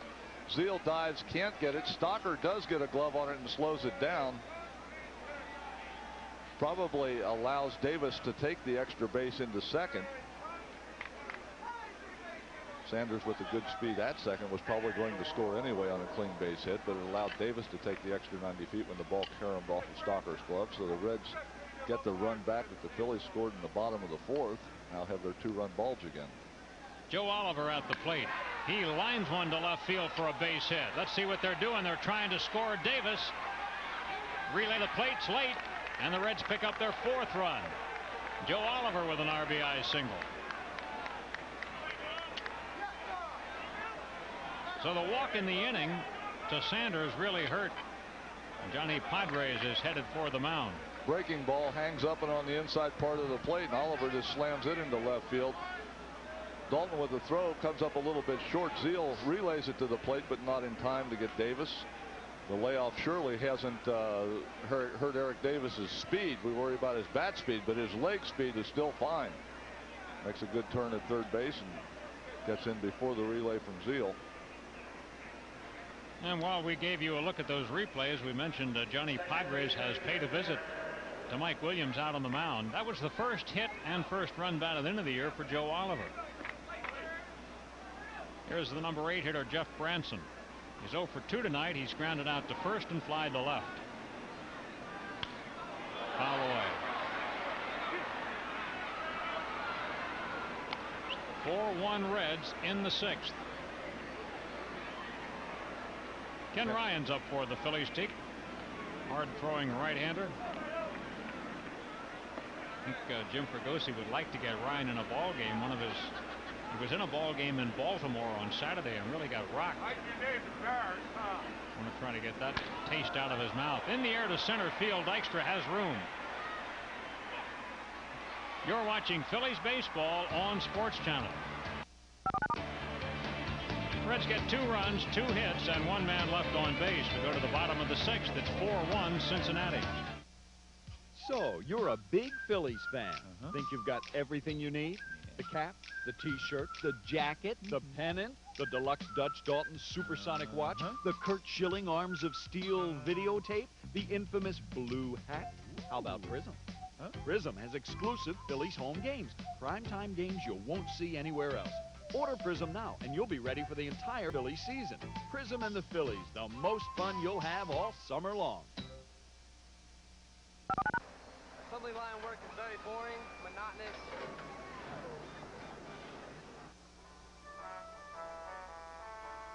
It's time to rock and roll! Like a summer, with the sun over and by the wall. Yeah!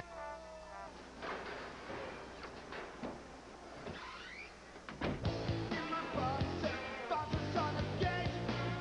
She was gonna love if I had. Wild Card Lotto. Do you want all the money now? Wouldn't you want it all at once? Or do you want all the money over 20 years? 20 fabulous payments. I want it all at once. Nothing beats all at once. I'd want it as payments because I feel like I'm winning every year. One lump sum. In cash. We would take the money over 20 years and spread it out and figure that.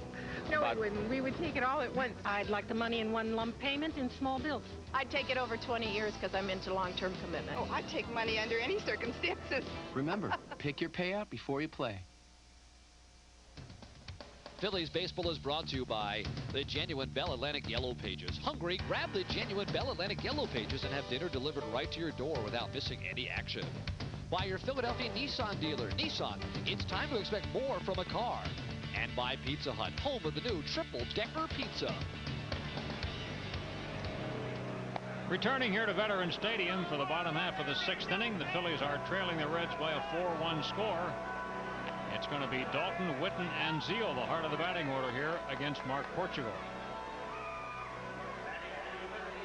Porch has pitched a pretty good ball game. He's given up 5 hits. and has walked just one. He has 5 strikeouts.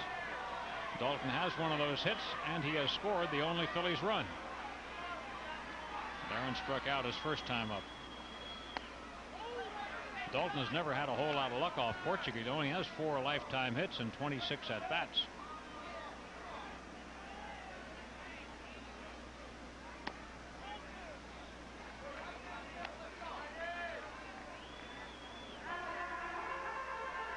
Interesting first time around. Portugal threw Dalton almost exclusively changeups, went to the fastballs the last time, gave up the base hit, and now has gone back to the changeups. But can't get it over. Yeah, he's not throwing it over this time, yeah. 3-0.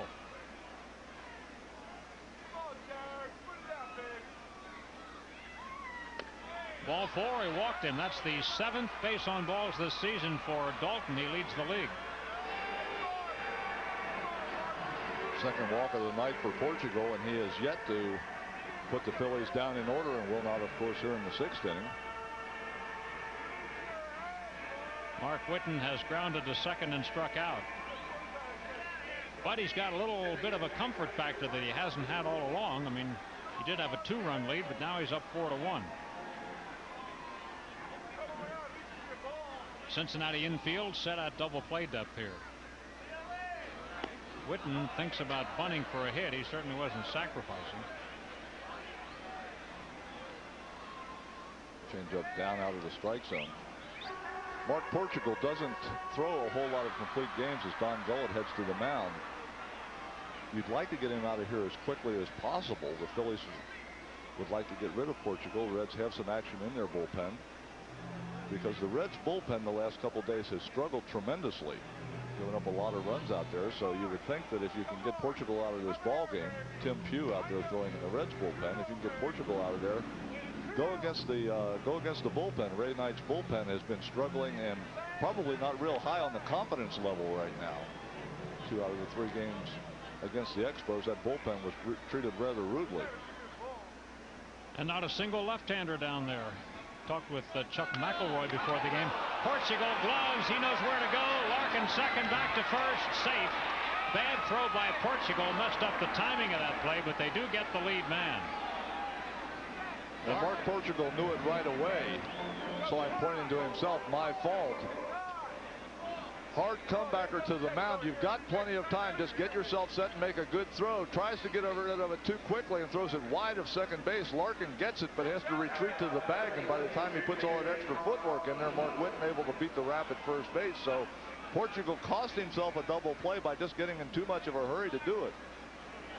Those hard-won hoppers, you've got time. Make sure that first good throw. Here's Todd Zeile. And the pitch to Todd is low for a ball. Zeile tonight has struck out and grounded to short. That's a play that you practice over and over in spring training about taking your time and getting your feet set. Mark Portugal just rushed it and cost himself an out in a double play.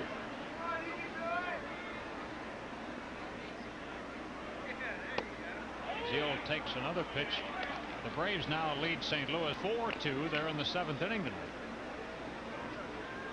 Padres ahead of Houston 1-0 in the 5th.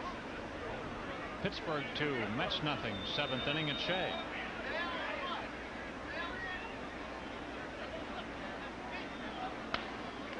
Bullet foul.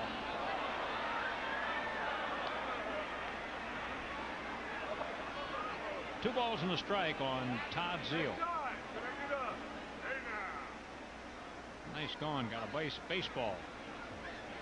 Is there anything that could make you happier as a young guy coming? Oh, that's amazing. A real big league baseball. He'll be showing that to show and tell at school tomorrow. Yeah. Well, not tomorrow. Not tomorrow. Monday.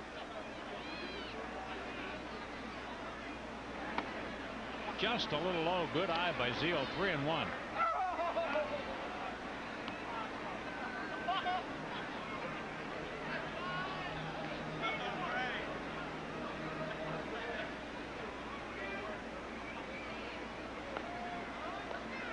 Whitten is running, and the pitch hit in the air to the gap in right center field. It's going to split the gap. Whitten's going to be able to score easily. Zeile's got a double. It's a 4-2 ball game.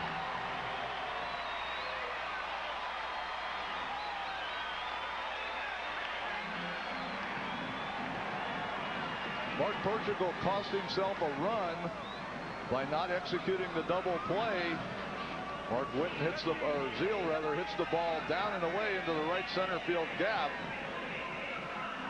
Good job of hitting by Zeal, not trying to pull that ball, just stays with it and strikes it very firmly, and short hops the wall out in right center field. Eric Davis with the throw.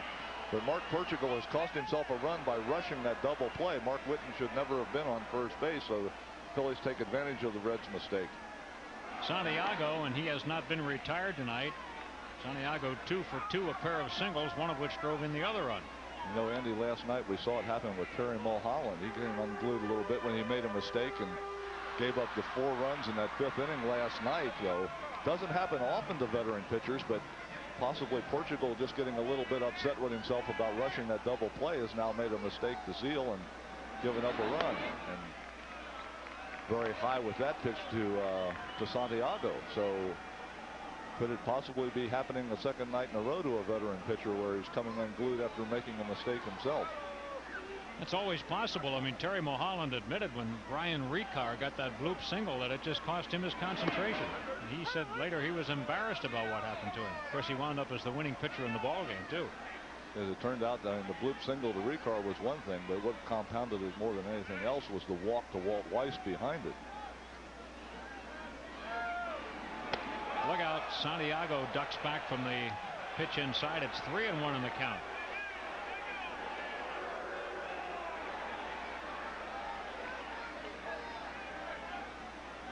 To this point this evening, things going along pretty smoothly for Mark Portugal, but now all of a sudden here in the bottom of the 6th inning, starting to come apart a little bit. Strike called. You know, I think the most difficult decision a manager has to make is when to pull a pitcher, and we're talking about a rookie manager here. I'm sure he's going to rely on Don Gullett, but it's tough to pull the trigger. You see that conversation right there. They're looking at pitch counts. They're looking at a whole lot of things. Ray Knight, as you mentioned, a rookie manager, not a whole lot of experience going through that. Strike 3 called. Strikeout number 6 for Portugal, and a pretty good spot for that one. That's out number 2 in the inning. Falls behind 3 balls and 1 strike, able to hit the outside part of the plate twice in a row. Santiago just not able to pull the trigger on it. He has just made his 100th pitch, Teak. Yeah, well, that means Don Gullett's a little clicker that he has in his hand is registered 100, just like our top number in the graphic. Gene Shaw up there, and Portugal has won this matchup tonight, striking him out twice, but here's a ground single to left. Zeal's coming to third base and going to stay there. A single by Shaw, and the Phillies have first and third with 2 outs. If anything, he hit that ball too sharply for Boa to even think about sending Zeal, and here comes Knight out of the dugout, and he's going to make a double change.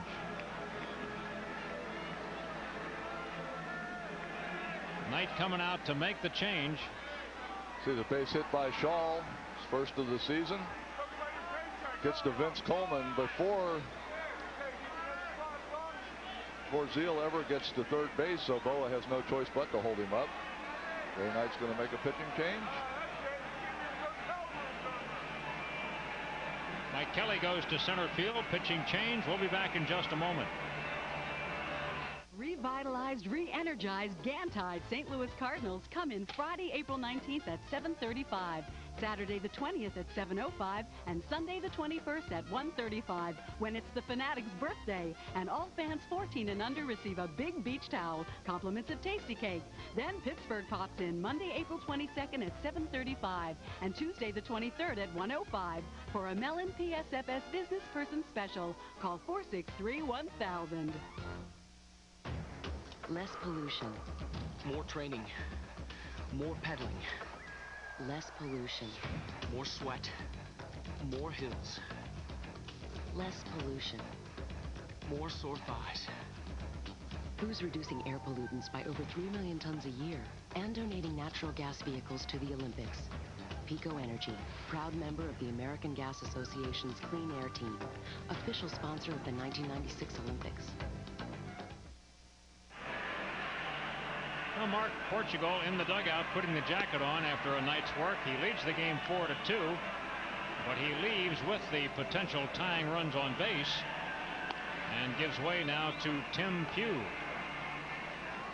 If he'd have made that double play, he might be in a different spot right now. Very difficult at the big league level to make those kinds of mistakes and give clubs extra outs. See Tim Pugh on for the second time this season. He has pitched 3 innings, has 3 strikeouts to his credit, did not walk any batters. So Tim Pugh, one of the few guys in the Reds bullpen that has pitched well. Pugh last year split time between Cincinnati and Indianapolis, a AAA affiliate. In 28 games with the Reds last year, he was 6-5 and a 3.84 earned run average. 12 of those 28 games as a starter for the Cincinnati Reds. Mike Kelly comes into play center field. They made a double switch, so Kelly can lead off the top half of the 7th inning. Kevin Stocker to bat. Stocker 0 for 2 tonight, a pair of groundouts. And the Phillies with the tying runs on base here. It's a 4-2 Cincinnati lead. Tim Pugh has never beaten the Phillies. He's 0-2 lifetime. Way outside for a ball. Pugh throws a palm ball changeup. If Stocker can get his way on base, Jim Eisenreich has moved out into the on-deck circle for the Phillies. Of course, as we mentioned earlier, the Reds do not have any left-handed pitchers at all in their bullpen, so Jim Fregosi does not need to worry about that left-left matchup this evening. It won't happen. You saw Eisenreich in the on-deck circle for the Phillies.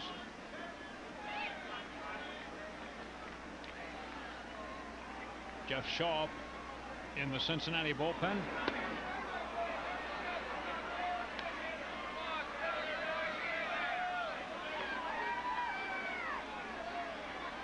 Two for 3. Short career, but good numbers. Yeah. Wonder if Ray Knight looked at that before he turned it over to Pugh. A little bit high. 2 balls and 2 strikes.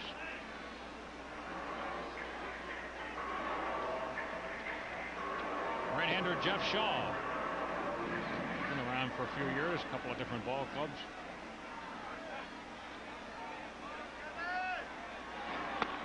Outside, full count.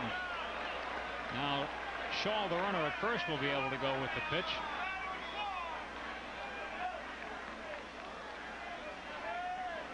Zeal's the runner at third. He doesn't need any jump.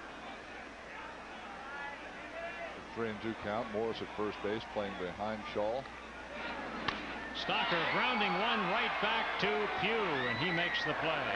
Chris Wheeler returns in the 7th inning. You're watching Phillies baseball on Sports Channel. Phillies get a run on 2 hits, and they leave 2 men on base. And the Reds lead it 4-2. It's here, Philadelphia. The only sports magazine show for the die-hard Philly fan, Broad and Patterson. It's the play, the hit, the save that keeps everyone talking.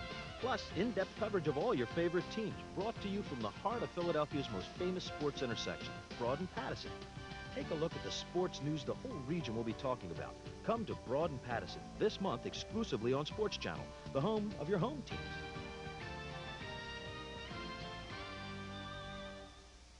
Track is back, so get out of the sack and make tracks for the vet when the Phillies play the Reds Sunday, April 7th at 1:35. And thanks to Boston Market, all fans 14 and under receive a backpack with lots of zipper compartments free. Call 463-1000. Recently, the camera shop went all blue by offering their employees health plans from Blue Cross and Blue Shield. Our employees and their families think the coverage is great, and so do I. They've got a great selection of doctors. There's no paperwork at all. I can call in customer service and they give me an answer right away. It's a local company, and I like that. Great service, no hassles. Go all blue with personal choice, Keystone HMO, or our traditional plan from Independence Blue Cross and Pennsylvania Blue Shield. The folks you can lean on.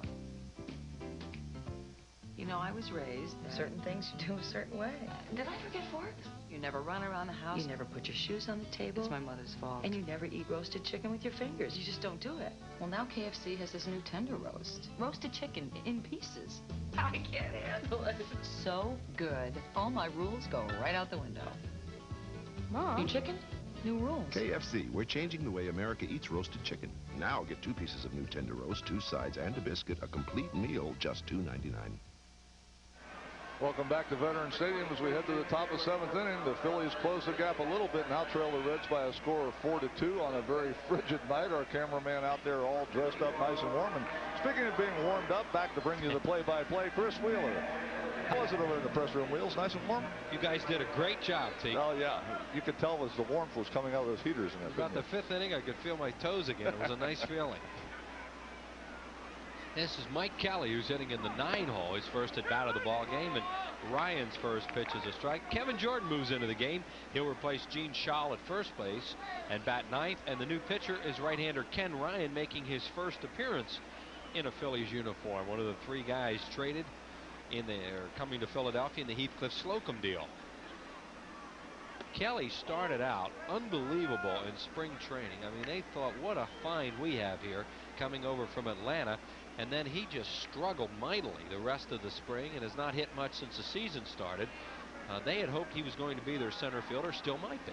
Still might be, but right now, kind of a hodgepodge out in the Reds outfield. Eric Davis starting sometimes. Kelly starting sometimes. See what Ken Ryan did with Boston last year. Yeah, he had 2 games in spring training. Well, one actually was in Baltimore, where he just could not throw a strike. In the other games that he pitched, as you continue to look at his numbers in spring training, did okay in those. But his stats are really inflated by those 2 poor outings. Struck him out on a high fastball, and that's what Ken Ryan will throw hard. Up, 4-seamer fastball, and then that big overhand curveball. High, hard, and on the hands. That's pretty good location. Actually, probably a ball out of the strike zone, but with 2 strikes, the hitter has to protect that upper part of the strike zone. And now to the top of the order, here is Vince Coleman. Coleman has a double in 3 at-bats. He has flied out and also struck out. Mike Williams will go 6 innings, 6 hits, give up 4 runs, all of them earned. And he is the pitcher of record for the Phillies, as is starter Mark Portugal for the Cincinnati Reds. Been a game where the Phillies keep trailing by 2. They did get back to 2-1 at one point, but then the Reds went up by 2 again, actually 3, and now they lead by 2 at 4-2 here in the 7th inning. Fastball misses. Ken Ryan working without sleeves to Vince Coleman. Phillies defensively in the infield pulled up. Zeal in front of the line at third base. Over at first base, Jordan pulled up just a little bit. Well, that's the result of the bunt attempt the last time that Coleman laid down that went foul, but nonetheless you have to respect his speed. I remember one spring training when he was with the Cardinals. Phillies played the Cardinals a lot, of course. He bunted all the time down there, and then the season started to bunt again. We talked about that earlier. I mean, you know, a guy with this kind of speed had never bunted until just recently. Finally woke up and said, hey, I can run pretty fast. Maybe I can get on this way. Yeah, I mean, he's a veteran player now who can still move. 3-0. He walked him. Not the guy you want to walk in that situation, because Coleman probably will try to run. And Ryan has that big leg kick. There's Gene Shaw, who was in the ballgame, 1 for 3, sitting next to Mike Grayson. Getting a hot beverage there. Warm his innards. Warm his hand. Warm everything. Looks like he's working on a cup of dry ice. Here is Barry Larkin. He's hit it hard a couple times tonight and also walked. Williams walked 3, and 2 of them hurt Mike, 2 of them scoring. And Ryan with just a lob toss over to first base. Back in time is Coleman. Now in the old days, Coleman would, I mean, he's gone. He would just run. We'll see how he approaches it now, but he would steal at will. And he's pretty good lead, T. He still gets that aggressive lead where he gets the 1 foot out on the carpet. Low, and he's already seen, I mean, he saw a batter before him and sees that Ryan has that great big high leg kick, so you know he's going to think about running. He's just looking for the right spot. Probably didn't want to run the first pitch because he wanted to give Larkin a chance to see what Ryan is throwing. Well, no surprise who's number 1. Well in advance of the rest of the field. And those other 2 guys are pretty good. Ricky Henderson, we'll see him this year. Of course, we saw him in the World Series here in 1993. with Toronto. He is with San Diego as Henderson. There he goes. What a jump. I mean, forget it. Santiago didn't even move. And that's what we're talking about. I mean, Ryan just kicked so high that Santiago had no shot. My fault, Benny, he just said. And it was when he stole on him. See right here, Vince Coleman with his eyes locked in on Ryan. Never looks back. So he doesn't even know that Santiago's not making a throw. He's just got focused on one thing, that second base bag, and getting there as quickly as he can. When he says, my fault, Benny, what could he have done to prevent that? Probably not much. That's what I was thinking. You got a big leg kick, you got a big leg kick. It takes a while to get rid of the ball. You move over there a few times, he's still going to jump back out. Big lead off second now from Coleman. And Larkin hits it foul first base side out of play. Ryan had better turn around and take a look at Vince Coleman, and Morandini is trying to get his attention to do just that. Yeah, Coleman will not only steal second, he will steal third. Now, in the past, when you hit Coleman at second base was really where you had the best shot at him, because Vince will get out there. If you hold the ball as a pitcher, at least in the past, he would just keep creeping and creeping and creeping, and the longer you held it, the farther it'd get off. Eventually, one of the infielders could cut in behind him. He gets picked off second base quite a bit, or had in the past. I don't know about the last couple of years when he went to the American League. See Morandini inching in, trying to keep him close, and Ryan looks this time and then steps off. So they're aware of him now. I mean, on that first pitch, if Coleman wanted to run again, he'd have walked to third. They can almost, the Phillies could use a time play on this if they want to, with Morandini over there getting his attention by being that close. If Mickey backs off, Coleman's going to take another step, and then if Stocker can time it and come behind him at the same time, you've got a shot at Coleman. See right there, he's thinking about running. Hard ground ball, Stocker, a good play, jumps up, throws, got it. Good play by Kevin Stocker. And Coleman moves over to third. Tough play, Teak, because the base runner was right in front of him. Yeah, you get blocked, you got an umpire, you've got a base runner, you got a whole lot of things right here. Coleman just goes back, and then the ball's hit directly at him, so he is blocking Stocker's view. Kevin does a nice job of diving, getting up, and then getting rid of the ball quickly, because Larkin moves down that line pretty good. Not only do you have to get the ball, but you got to get back to your feet and make a good quick throw. Nice play by Stock. You know, there's good base runners like Coleman.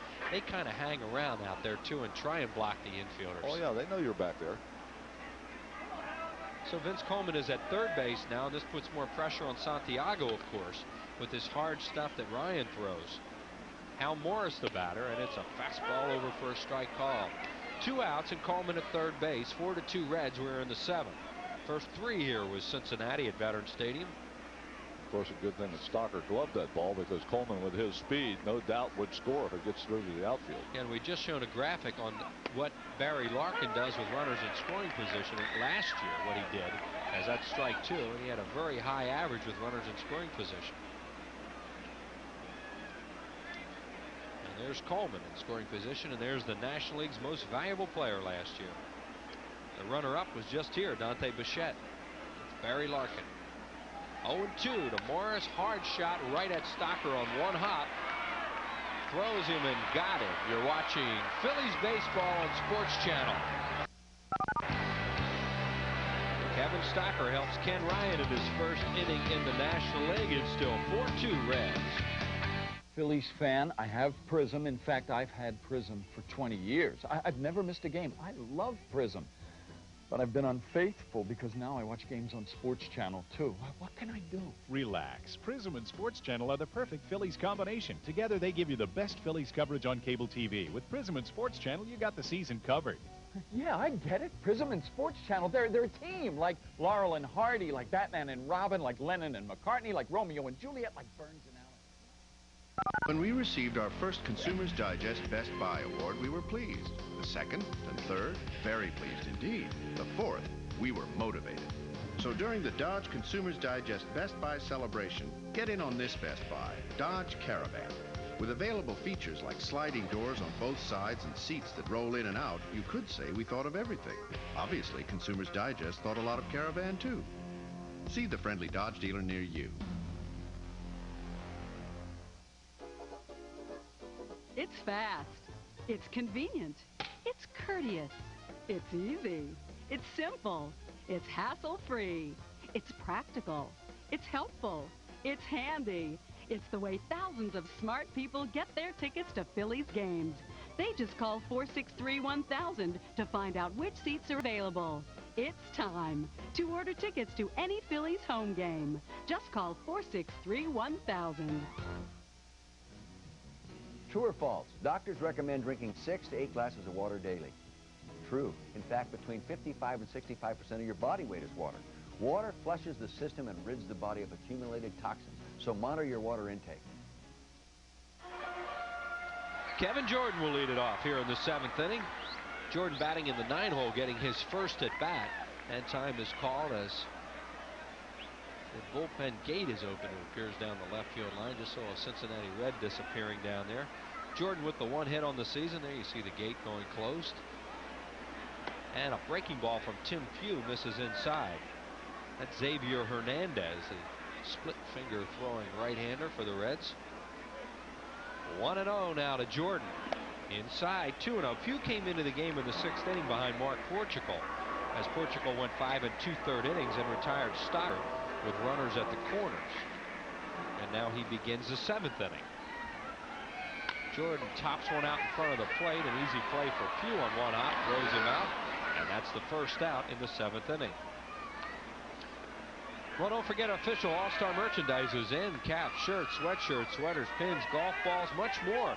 All just a phone call away at 463-1000. Purchase that All-Star merchandise or any Phillies merchandise. Remember, it's the All-Star season. Did you say golf balls? Golf balls. Oh, I like golf balls. Especially if they're free.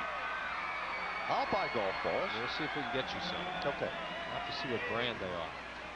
Get those ones that go long and straight, especially straight. What they are. Here's Lenny. Dykstra takes a strike. He lined out, single to center, and walked.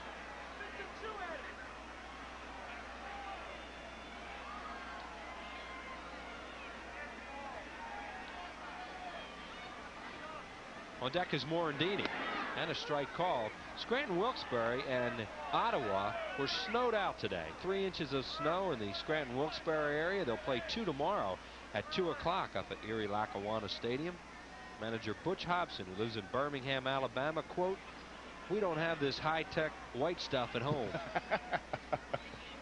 From Butch Hobson as those fans shiver here tonight. There's a base hit to right field for Dykstra.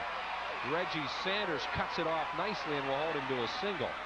In a 1-run game, Dykstra might have tried to go to second on that play. Down by 2, you don't want to take any chances.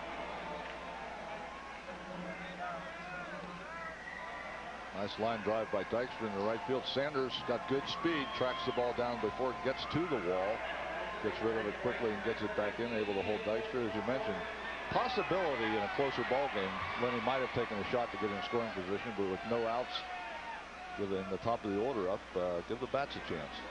And Mickey Morandini takes a pitch outside. Mickey has singled, stolen a base. He grounded out on a 1-6-3 play, and he grounded to second.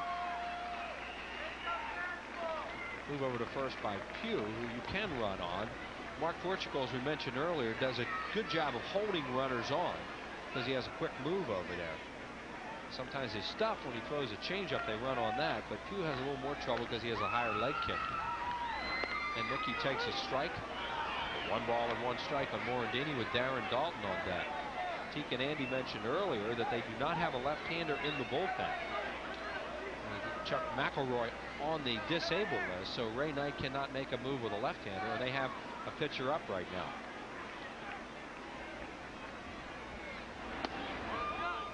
Outside, 2-1. And Jeff Shaw, who was up earlier, starts to loosen again for Ray Knight's club. There's the rookie manager. Ray Knight serving as bench coach last year for Davey Johnson, who is now with the Orioles. High, ball 3, as Pugh is getting a little bit wild here in the 7th inning. Mentioned earlier, Ray Knight has to get a little nervous when he gets into the bullpen. He and pitching coach Don Gull looking on. They have not had success, especially the last 2 days in the bullpen, giving up a lot of runs. Of course, also had some defensive mistakes yesterday. And he walked him, so Dalton will come to bat with 2 on and 1 out. Dykstra moves to second, and Don Gullett and Ray Knight talk it over, and here comes Knight on a trot to the mound.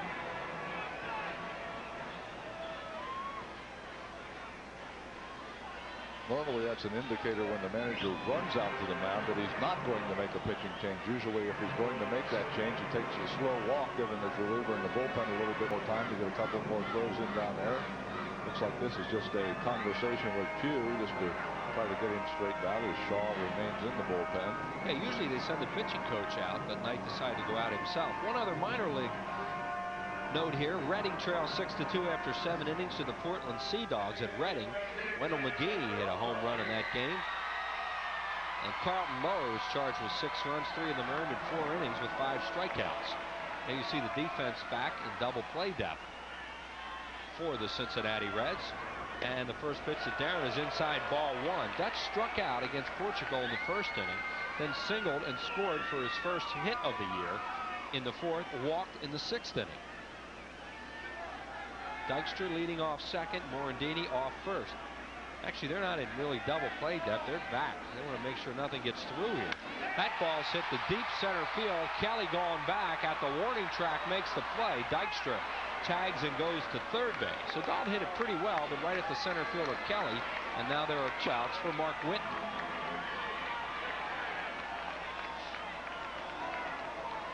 Dutch hits the ball well. The ball tailing away from him. Hits it well, but he hits it to the biggest part of the ballpark, straight away center field. Kelly able to get back and make the play.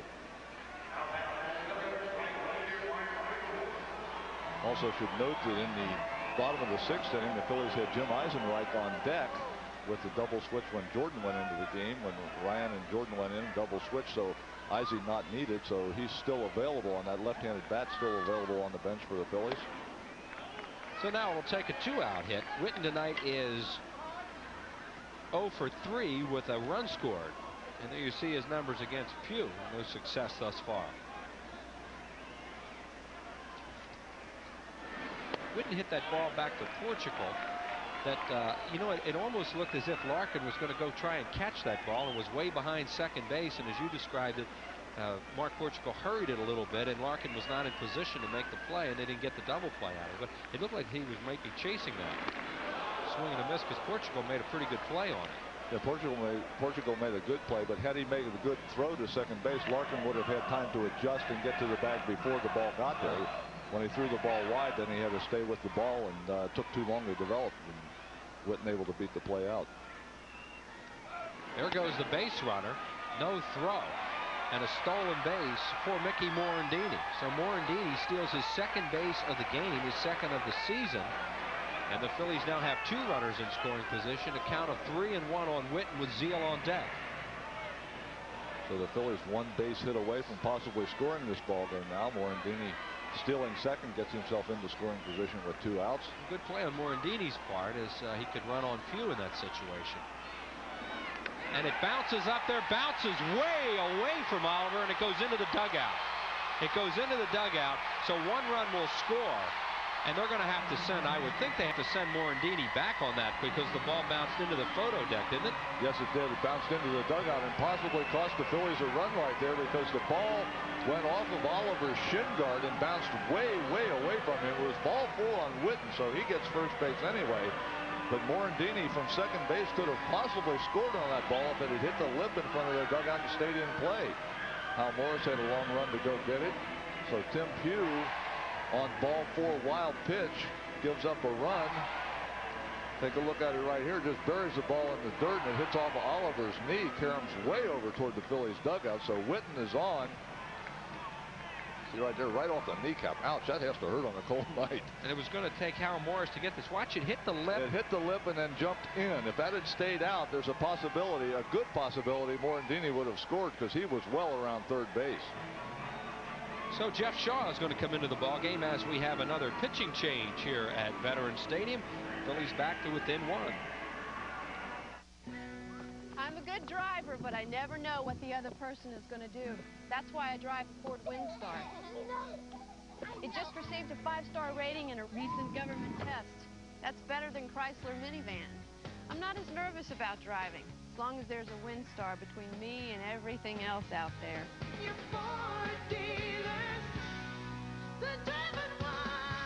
With 1,000 cash back, WinStar is $17.60 less than Chrysler, or get 4.8 financing. Is it true that 9 out of 10 people use this book? Sure would be. This one's well used. Like phone number for like hairdresser, like Life without the yellow pages would be very expensive. We wanted to get a stork to put in our front yard to announce their baby. You found this under stork? Yeah. We use it a lot for Saturday day trips with our family. Are you one of the 9 out of 10? One of the 9. One of the 9. I'm one of the 9. How are you? Thank you, ma'am. Bell Atlantic, the heart of communication. The new pitcher in the game, the third used by the Reds tonight, will be the veteran right-hander Jeff Shaw. Shaw is 6'2". He's a 200-pounder, 29 years of age, from Washington Courthouse, Ohio, signed by the Reds as a free agent in December of last year. And he is a guy, Teague, that the Phillies saw quite a bit when he pitched in an Expos uniform. Yeah, Shaw is not a stranger to the Phillies, not a stranger to the National League, so the Philly hitters should have a little bit of a read on Shaw. And the Reds now getting a little more nervous. They're back into that area where they've had problems the last couple of days, the bullpen. And even though Pugh had pitched well the first time out, now gives up the run. And the tying run for the Phillies, only 90 feet away at third base, in the form of Mickey Morandini, could possibly have been home if that ball stayed in play. And Todd Zeile, the batter. And Zeile takes a strike call on a fastball. Zeile lifetime against Jeff Shaw is a .250 hitter with a homer and 3 runs batted in. Shaw lost a game for the Reds the other day in relief, giving up 3 earned runs. Quick move over to first. Mark Whitten back with Morandini on at third base. A run in and 2 outs here in the 7th inning, and Cincinnati leading by a run at 4-3.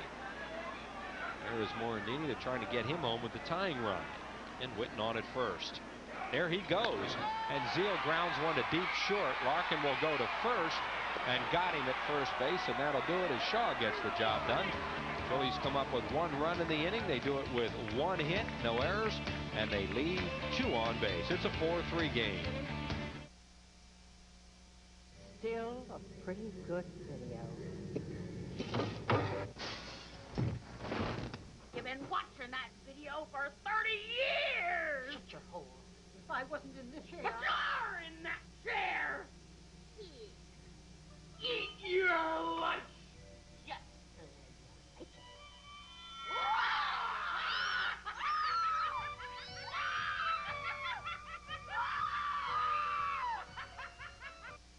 For cars that can benefit from higher octane, Texaco Clean System 3 Power Plus and Power Premium were formulated to clean your engine's intake valves, fuel injectors, and combustion chambers while you're driving, to give you smooth starts and sure acceleration. Just give us 5 tanks, and we think Power Plus and Power Premium will make quite an impression on you.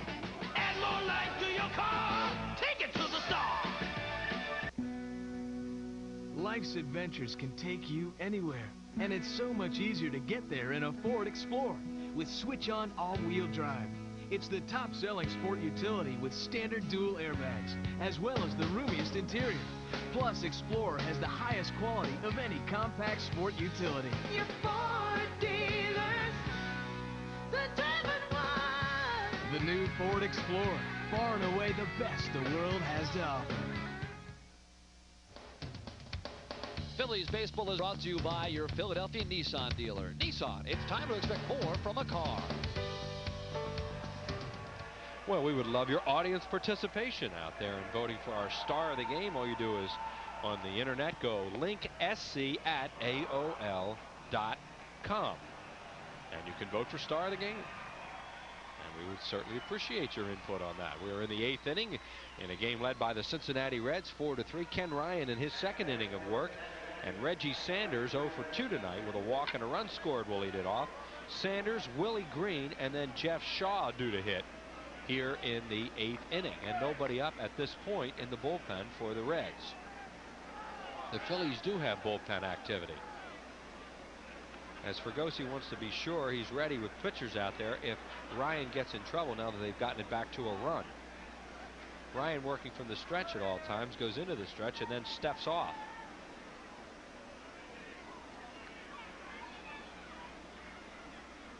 Toby Borland, the right-hander, and Dave Leeper in the game here last night, the left-hander, start to throw.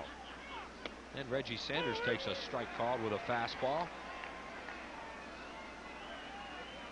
Score of the ball game 4-3 favor of the Cincinnati Reds. If not for a couple bounces that did not go the Phillies' way, that score could be reversed. The Reds score an extra run when Hal Morris's ball does not bounce over the left field wall. And also the Phillies don't score a run last inning when that ball bounces over into the camera well. So could very easily, if the two bounces had gone the Phillies' way, it would be 4-3 the other way, but they went the Reds' way, and now the Reds with a 4-3 advantage. Yeah, this has been a game so far tonight that the Reds have led all the way. And they continue to lead in it by a run. There's a good curveball he threw to Sanders and then strikes him out with a fastball. Reggie Sanders goes on 3 pitches. Strikeout number 2 for Ken Ryan, 1 out in the 8th inning. He went with the express, the local, and then the express again right on by Sanders. That had some hump on it. Whew. Yeah, there are a couple guys that can throw hard coming out of that pen, and this guy and Ricky Batalico. Willie Green came in for Chris Sabo. Oh, a big bad hop, but Kevin Jordan stays with it. 3 unassisted on the play, 2 outs. As that ball was going to go to Jordan's left and then kicked way up in the air to his right. The advantage of being able to play back at first base, Jordan has time to adjust to that bad hop if he's playing up right by that third edge. That's a very difficult play, but because Jordan has the ability to play back, gets a little more time to react. And Jeff Shaw will stay in the game and bat. Since Shaw came to camp as a non-roster player for the Cincinnati Reds this year, they do not have his lifetime hitting totals in the book. So they're, but the guys in the truck, of course, do. 107 with 28 at bats. Nice going. Going to say, but we do know he bats right-handed. 2 balls and no strike. Mark Portugal helped himself tonight. Mark Portugal, a real good hitting pitcher, had a double and a run scored back in the 3rd inning, and he lined out in his other at bat.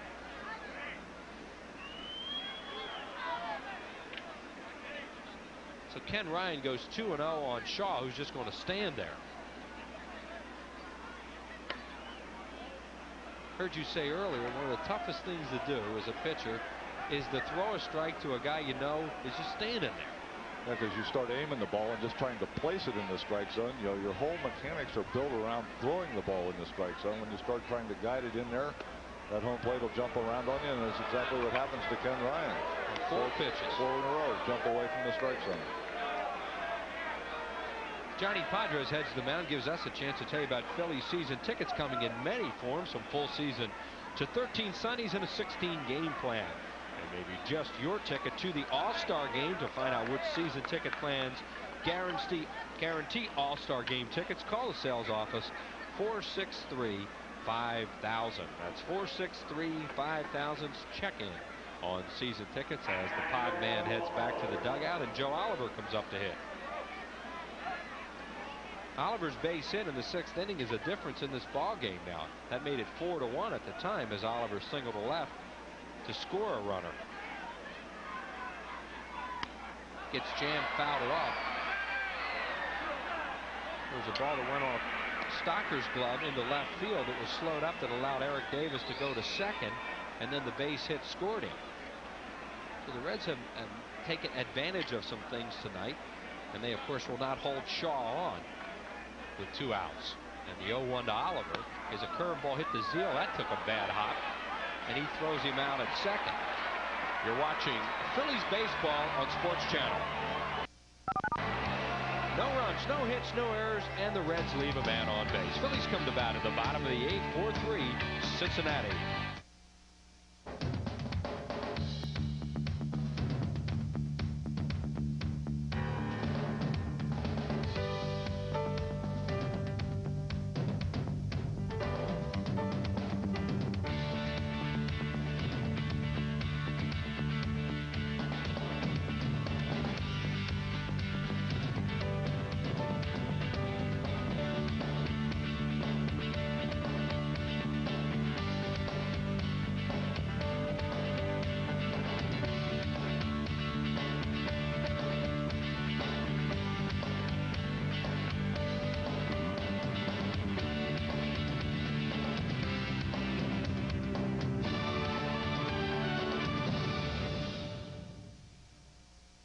from around the region or around the world. If it's sports, it must be Sports Channel. The revitalized, re-energized, Gantide St. Louis Cardinals come in Friday, April 19th at 7:35, Saturday the 20th at 7:05, and Sunday the 21st at 1:35, when it's the Fanatic's birthday, and all fans 14 and under receive a big beach towel, compliments of Tasty Cake. Then Pittsburgh pops in Monday, April 22nd at 7:35, and Tuesday the 23rd at 1:05 for a Mellon PSFS Business Person Special. Call 463-1000. Back at the vet with the National League scoreboard, this is Todd Callis as we take a look at some finals from earlier today. The Cubs pound the Dodgers. Montreal defeats Colorado by a couple. Games in progress, and this one just final. San Francisco defeats Florida 7-1. St. Louis is now tied up Atlanta. That's 4-4 in the 8th inning. Grissom and McGriff home runs for the Braves in that one. Zane Smith and his return to the Pirates is like turn back the clock night anymore. 6-2 Pirates lead in the 7th. Zane Smith with 5 shutout innings. And Bob Tewksbury in his Padres debut shutting out the Astros 5-0 in the 6th. Earlier we had the coldest fans in the stands. Let's send it back to the coldest announcers in the stadium. Wheeler and Kent Colby. Thank you, Todd. I don't know if Nuxie and Marty Brenneman would agree with that on the Reds network over there. Chris Welsh or George Grant. Benito Santiago takes a strike. Benny's had a good night. He has singled twice, knocked in a run, and then Portugal struck him out last time up after falling behind him 3-1. Two perfect pitches to him. Here's the 0-1 from Shaw, and it's a breaking ball, a strike called on the outside corner, and he didn't like that one. Santiago steps out, has a word with Relaford. On deck is Eisenreich, who will bat for Ryan, and then Stocker. There's the home plate umpire, Charlie Relaford. The 0-2. Ground ball to Larkin. That's usually a right turn when you hit it there. 1 out here in the 8th inning, and here's Eisenreich.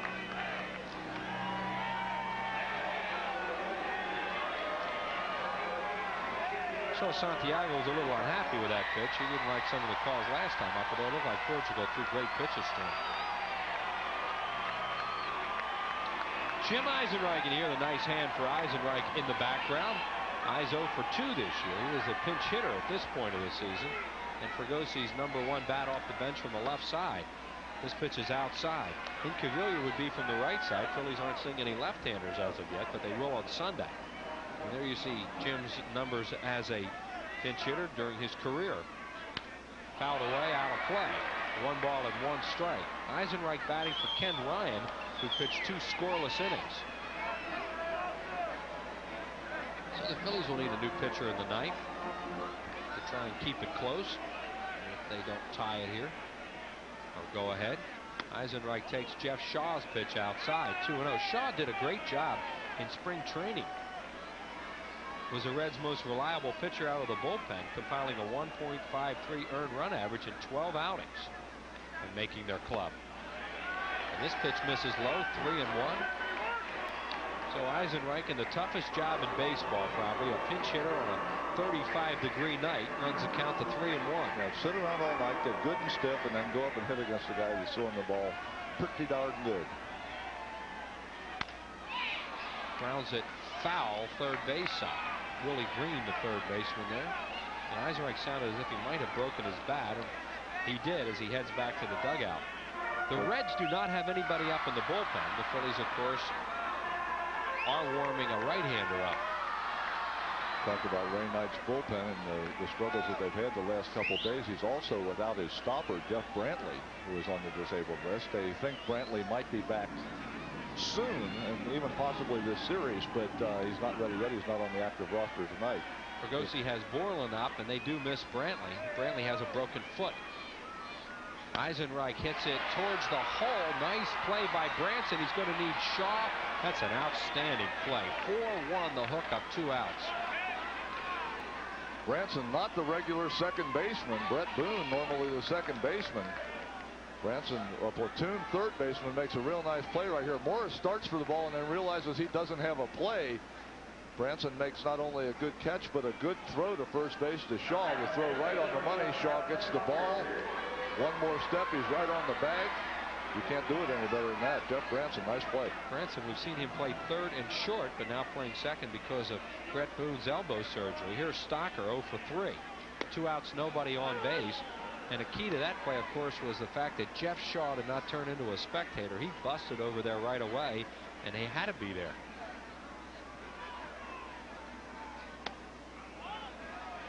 High, 1 ball and 1 strike. There is Rich Hunter, who will make his major league debut for the Phillies tomorrow night against Roger Sawkeld, a right-hander. 21-year-old Rich Hunter. A 20-game winner in the minor leagues last year. 19 during the regular season, 1 in postseason play at 3 different stops.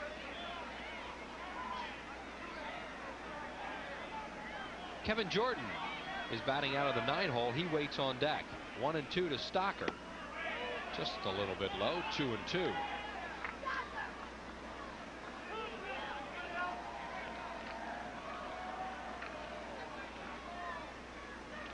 (4-3) in favor of the Cincinnati Reds in the bottom of the 8th inning.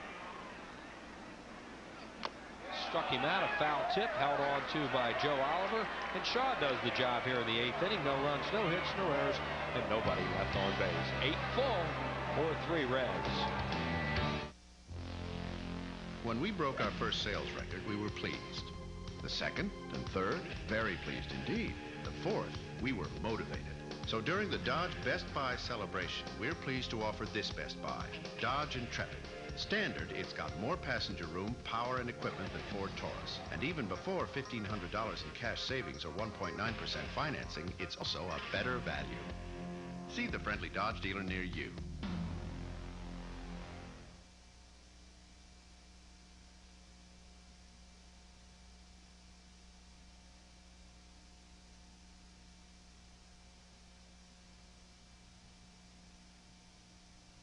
I've got another one. If you run an ad and no one sees it, does it make a sale? No.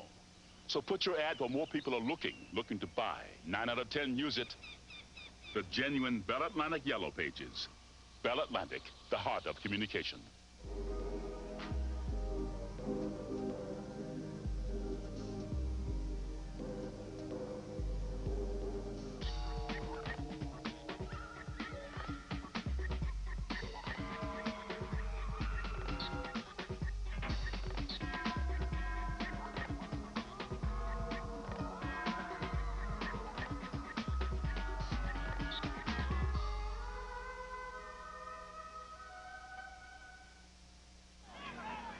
Todd Callis with the American League scoreboard. It took 12 innings. Kansas City defeating Boston 5-4. Toronto 7-1 over Cleveland.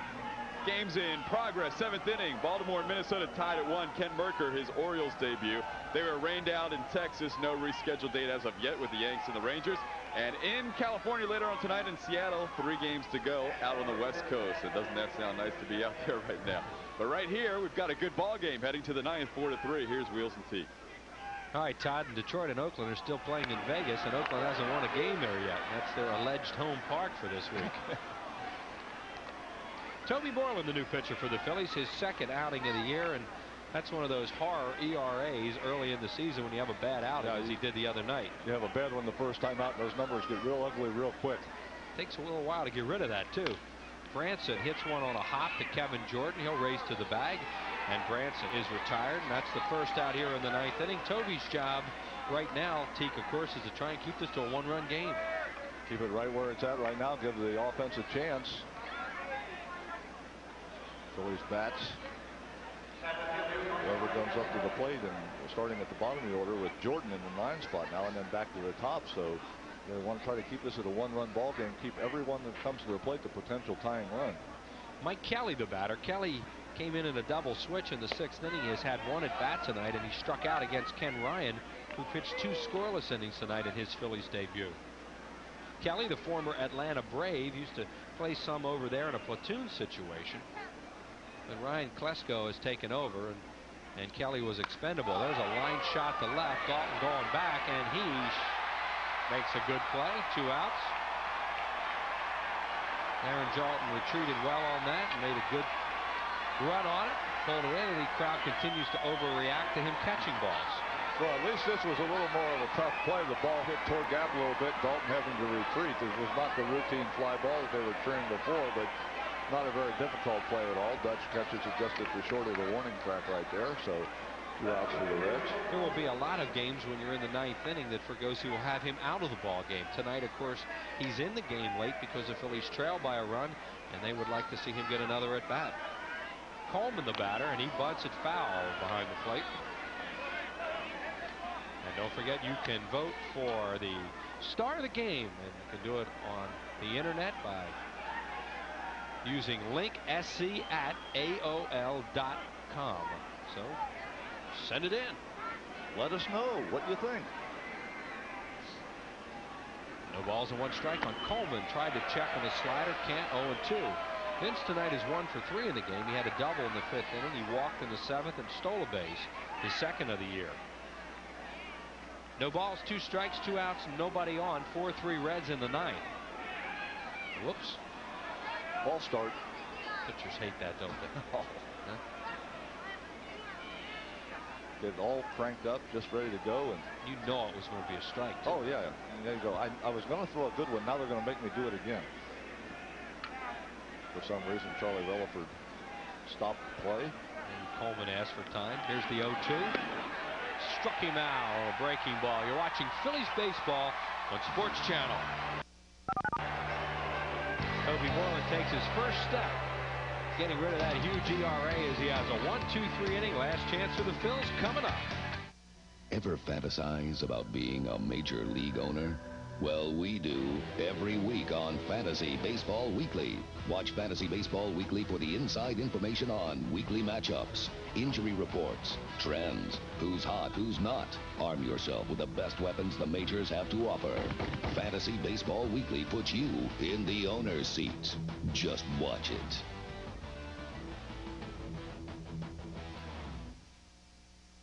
It's a big, wide world. And America is quickly discovering there's room for more than one voice in music television. Open your eyes to Much Music, an alternative concept in music television. 24 hours a day, Much Music is all about music. Open your eyes to a more diverse and adventurous playlist coming to you from the out-of-control rooms of Much Music. Get in on the best-kept secret in music television, Much Music. Call your local cable operator and ask for Much Music today. Wasn't easy trading in the old Taurus. Had room, safety, comfort, so we compromised. I kept the old one, she got the new one. It's larger than last year, with more interior room. Plus, it rated highest in a recent safety test. It beat Accord, Camry, even Volvo and Saab.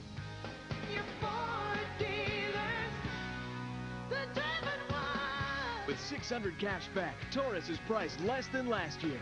Or get 4-8 financing. Upcoming television games tomorrow night with Prism right here at 6:30 with Larry Rose in the pregame, and then the Reds on Sunday on WPHL TV 17, and again from Pittsburgh on Monday night on WB 17. Kevin Jordan leads it off against Jeff Shaw, going for a save. He has 5 lifetime saves, 3 of them coming with the Expos last year. Marcus Moore, who has the 1 save for the Reds this year, is throwing as the inning begins. Kevin Jordan 0 for 1. Takes it outside, 1 ball, 1 strike. Kevin coming in a double switch and batting in the 9 hole. Lenny Dykstra, and then Mickey Morandini, and Dalton would be the 4th hitter. And Jordan takes it outside, 2-1. Jeff Shaw came in and got an out in the 7th, retirement order in the 8th, trying to get it done. If not, the big right-hander Marcus Moore is ready. Fouled into the upper deck, right side, out of play. 2 balls, 2 strikes now on Jordan. He's trying to get a base runner. The Reds lead at 4-3 in the 9th.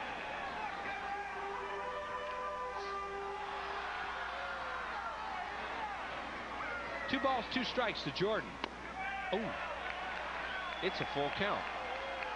Check just in time. Tough to stay off that one, I think.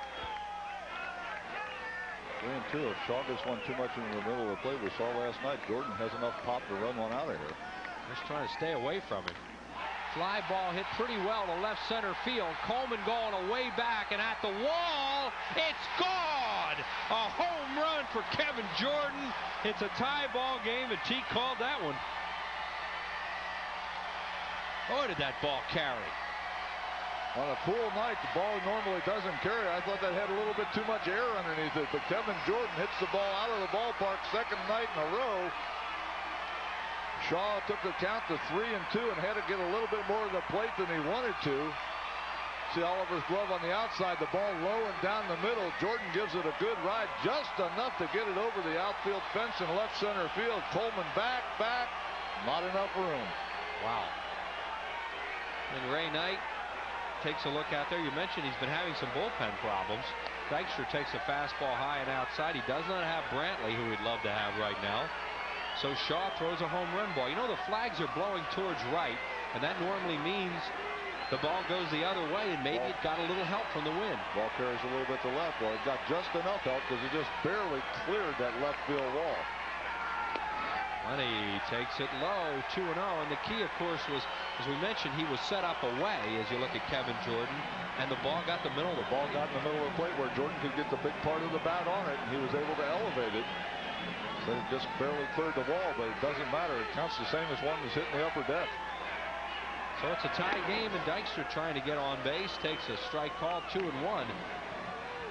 So Mark Portugal, who was 3 outs away from a win, will get a no decision, and Mike Williams, who was 3 outs away from a loss, will take one also.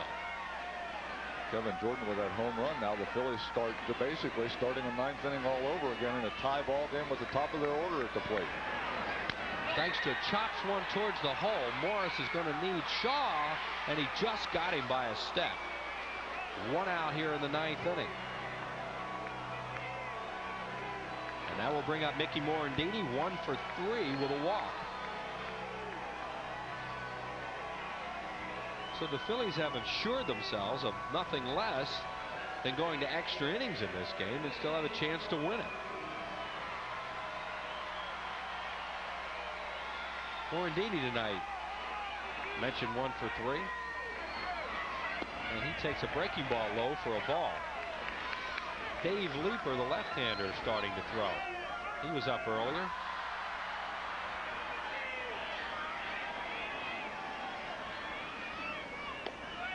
Morandini takes it low, ball 2.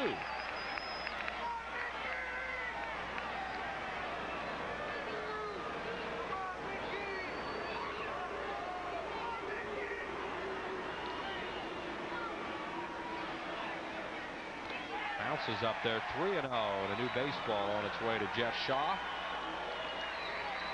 And Ray Knight and Don Gullett look on. Reds coming in at 1-2. Phillies at 2-1. Marcus Moore continuing to throw in the bullpen.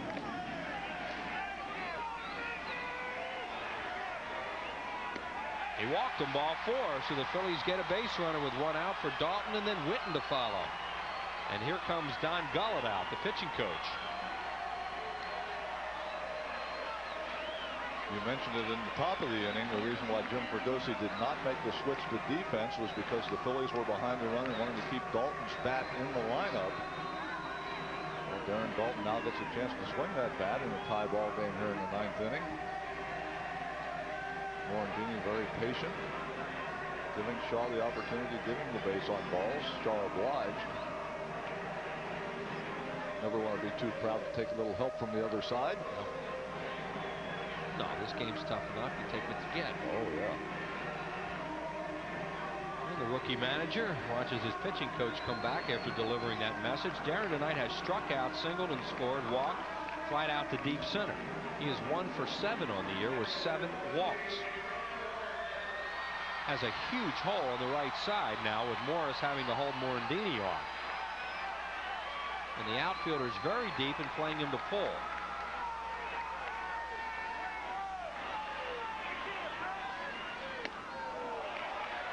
High 1-0.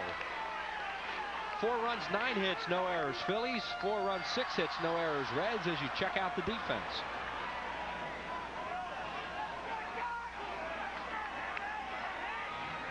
We are in the bottom of the 9th inning. Foul off to our left. That may have gone in a broadcast booth or Lee Thomas's booth. And came firing right back out. Well, I'm guaranteeing nobody tried to catch it. Nobody was over there trying to make a play. Darren Dalton with good numbers there against Jeff Shaw. There's the right-hander who was with the Expos and White Sox last year. And Mickey Morandini's the guy the Phillies would like to get home. A ball and a strike on Dalton. Chased a high fastball, 1-2. Reggie Sanders is so deep in right field that, I mean, if Dalton gets a ball out there, they can get a first and third easily. You see how deep the right fielder is. Reggie almost back on the warning track out there in right field. Morandini can easily first to third on a ball hit to right field. And I can guarantee you that Morandini has checked the outfielders and know how deep they're playing, so he will not hesitate at all at second base if there's a base hit to the outfield. Way outside, 2-2.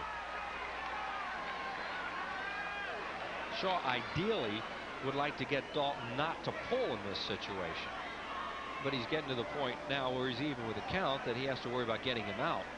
He tried at that time to throw a ball away.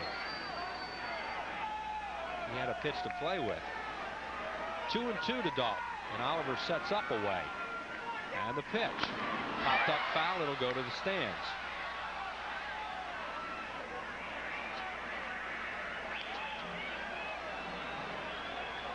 Never ceases to amaze me as you look at Darren Dalton in late inning pressure situations to find 7 through 9, 3 runs or closer.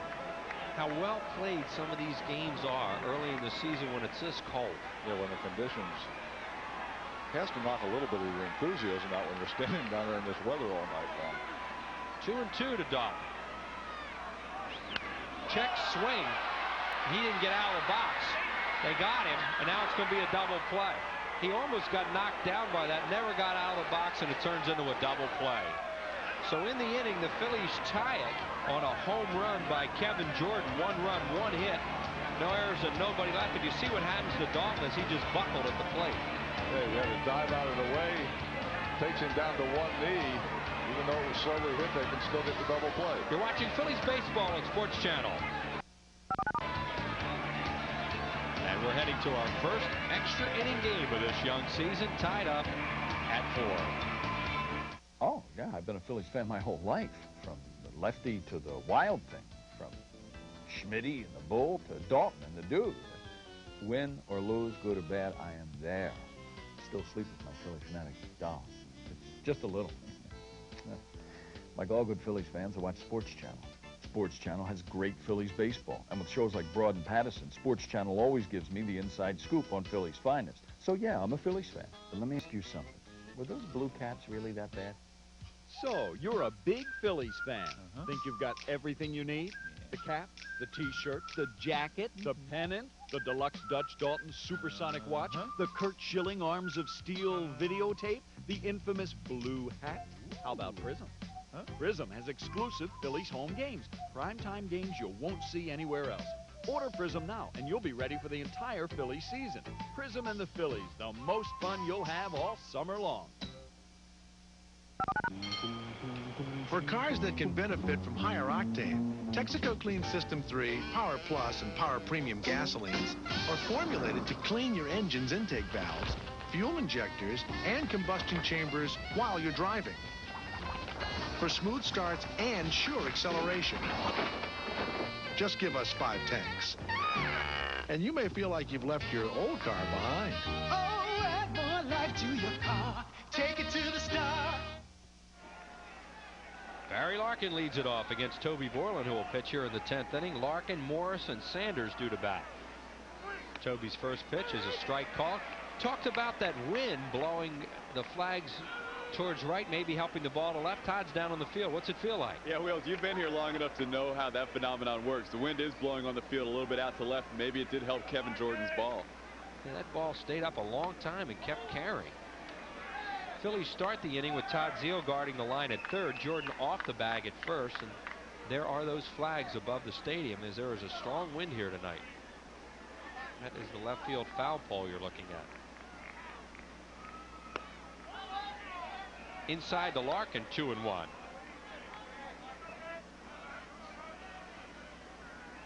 Toby Borland out for his second inning of work. Dave Leeper continues to throw in the Phillies bullpen. He's ready if needed.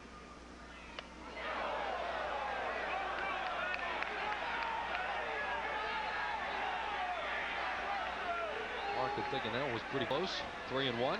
Couple pitches in a row inside off the plate. Well, Borland's tough to hang in there against for a right-handed hitter, and then he sails that sinker in like that. See Hal Morris and Ray Knight having a conversation. Morris in the on-deck circle. I didn't think they would bunt with Morris with a right-handed batter coming up, but we shall see if Larkin gets on. That ball's hit to deep left field. Back goes Dalton. It is gone. A home run for Larkin, his second of the year, and we'll never know if they were going to bunt. The Reds lead at 5-4 on Larkin's long home run. That guy is some player.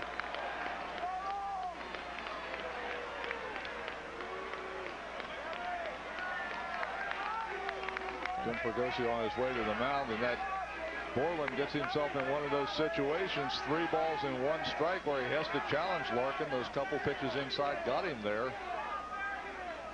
Challenged Larkin, and Larkin was up to the challenge. Here it is.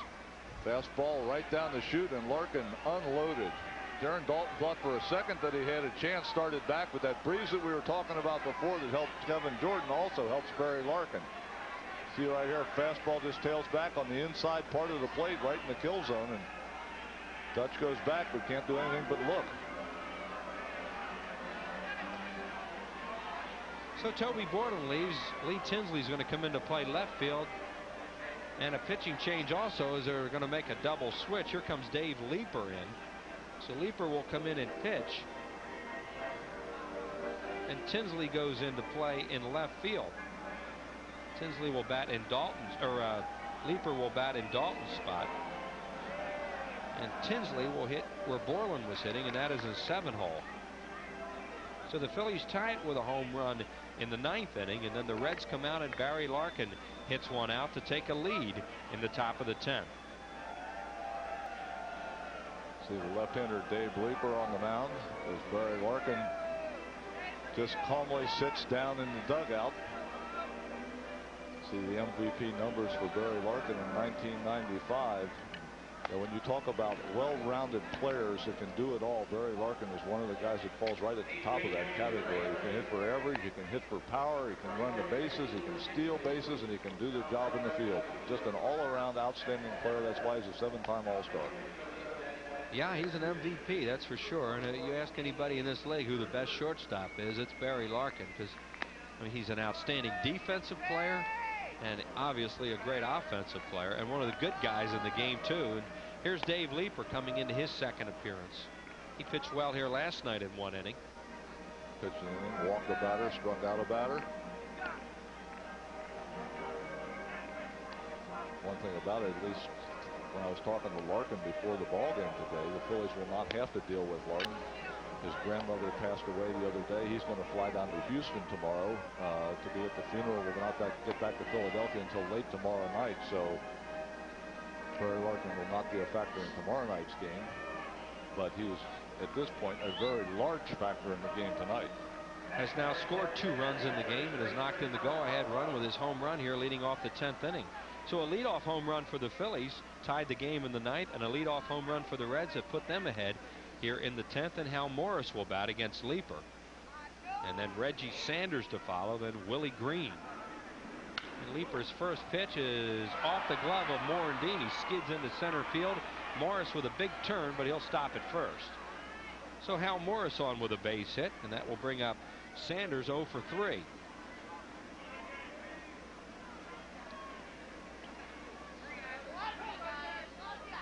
That's Morris's second hit of the game. He had a 2-run double in the 3rd inning.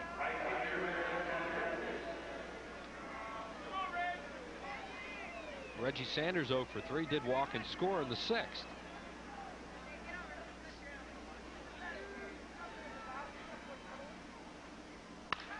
Ground ball to Zeal. Morandini, really not a double play ball, and a good takeout slide there by Morris. That ball wasn't hit hard enough for 2, so it's a fielder's choice.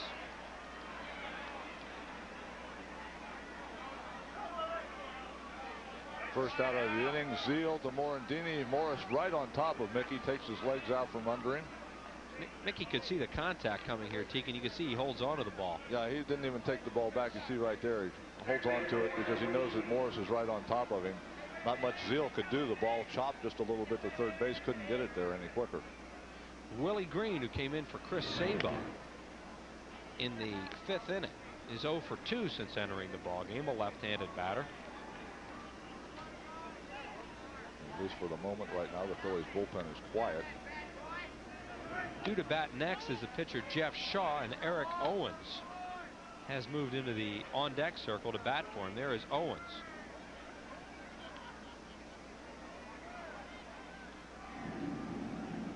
Scoreboard Central will be coming up after the game as you watch Marcus Moore start to loosen. That's a foul ball, says the first base umpire Jim Quick.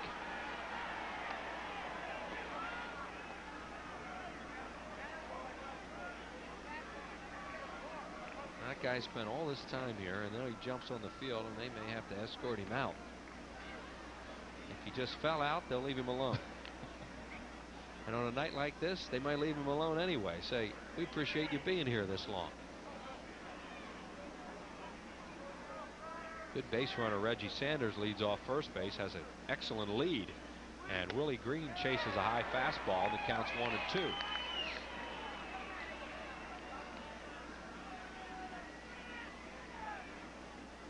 Willie Green, who has been a guy that they thought was going to blossom into a star for a lot of teams, hasn't happened for him. Dave Leeper, who's fought through a lot of physical problems to continue pitching. A great jump by Sanders, but he'll have to come back as the ball is fouled off. He got a running jump off first base. Guys that can run every once in a while on a left-hander will just take a chance, especially the Reds now with the 1-run lead here in the top of the 10th inning. And that appeared to be what Sanders did. He just went on Leeper's first move. He just figured if Leeper throws over here, I'm dead anyway, so just take off and run to second.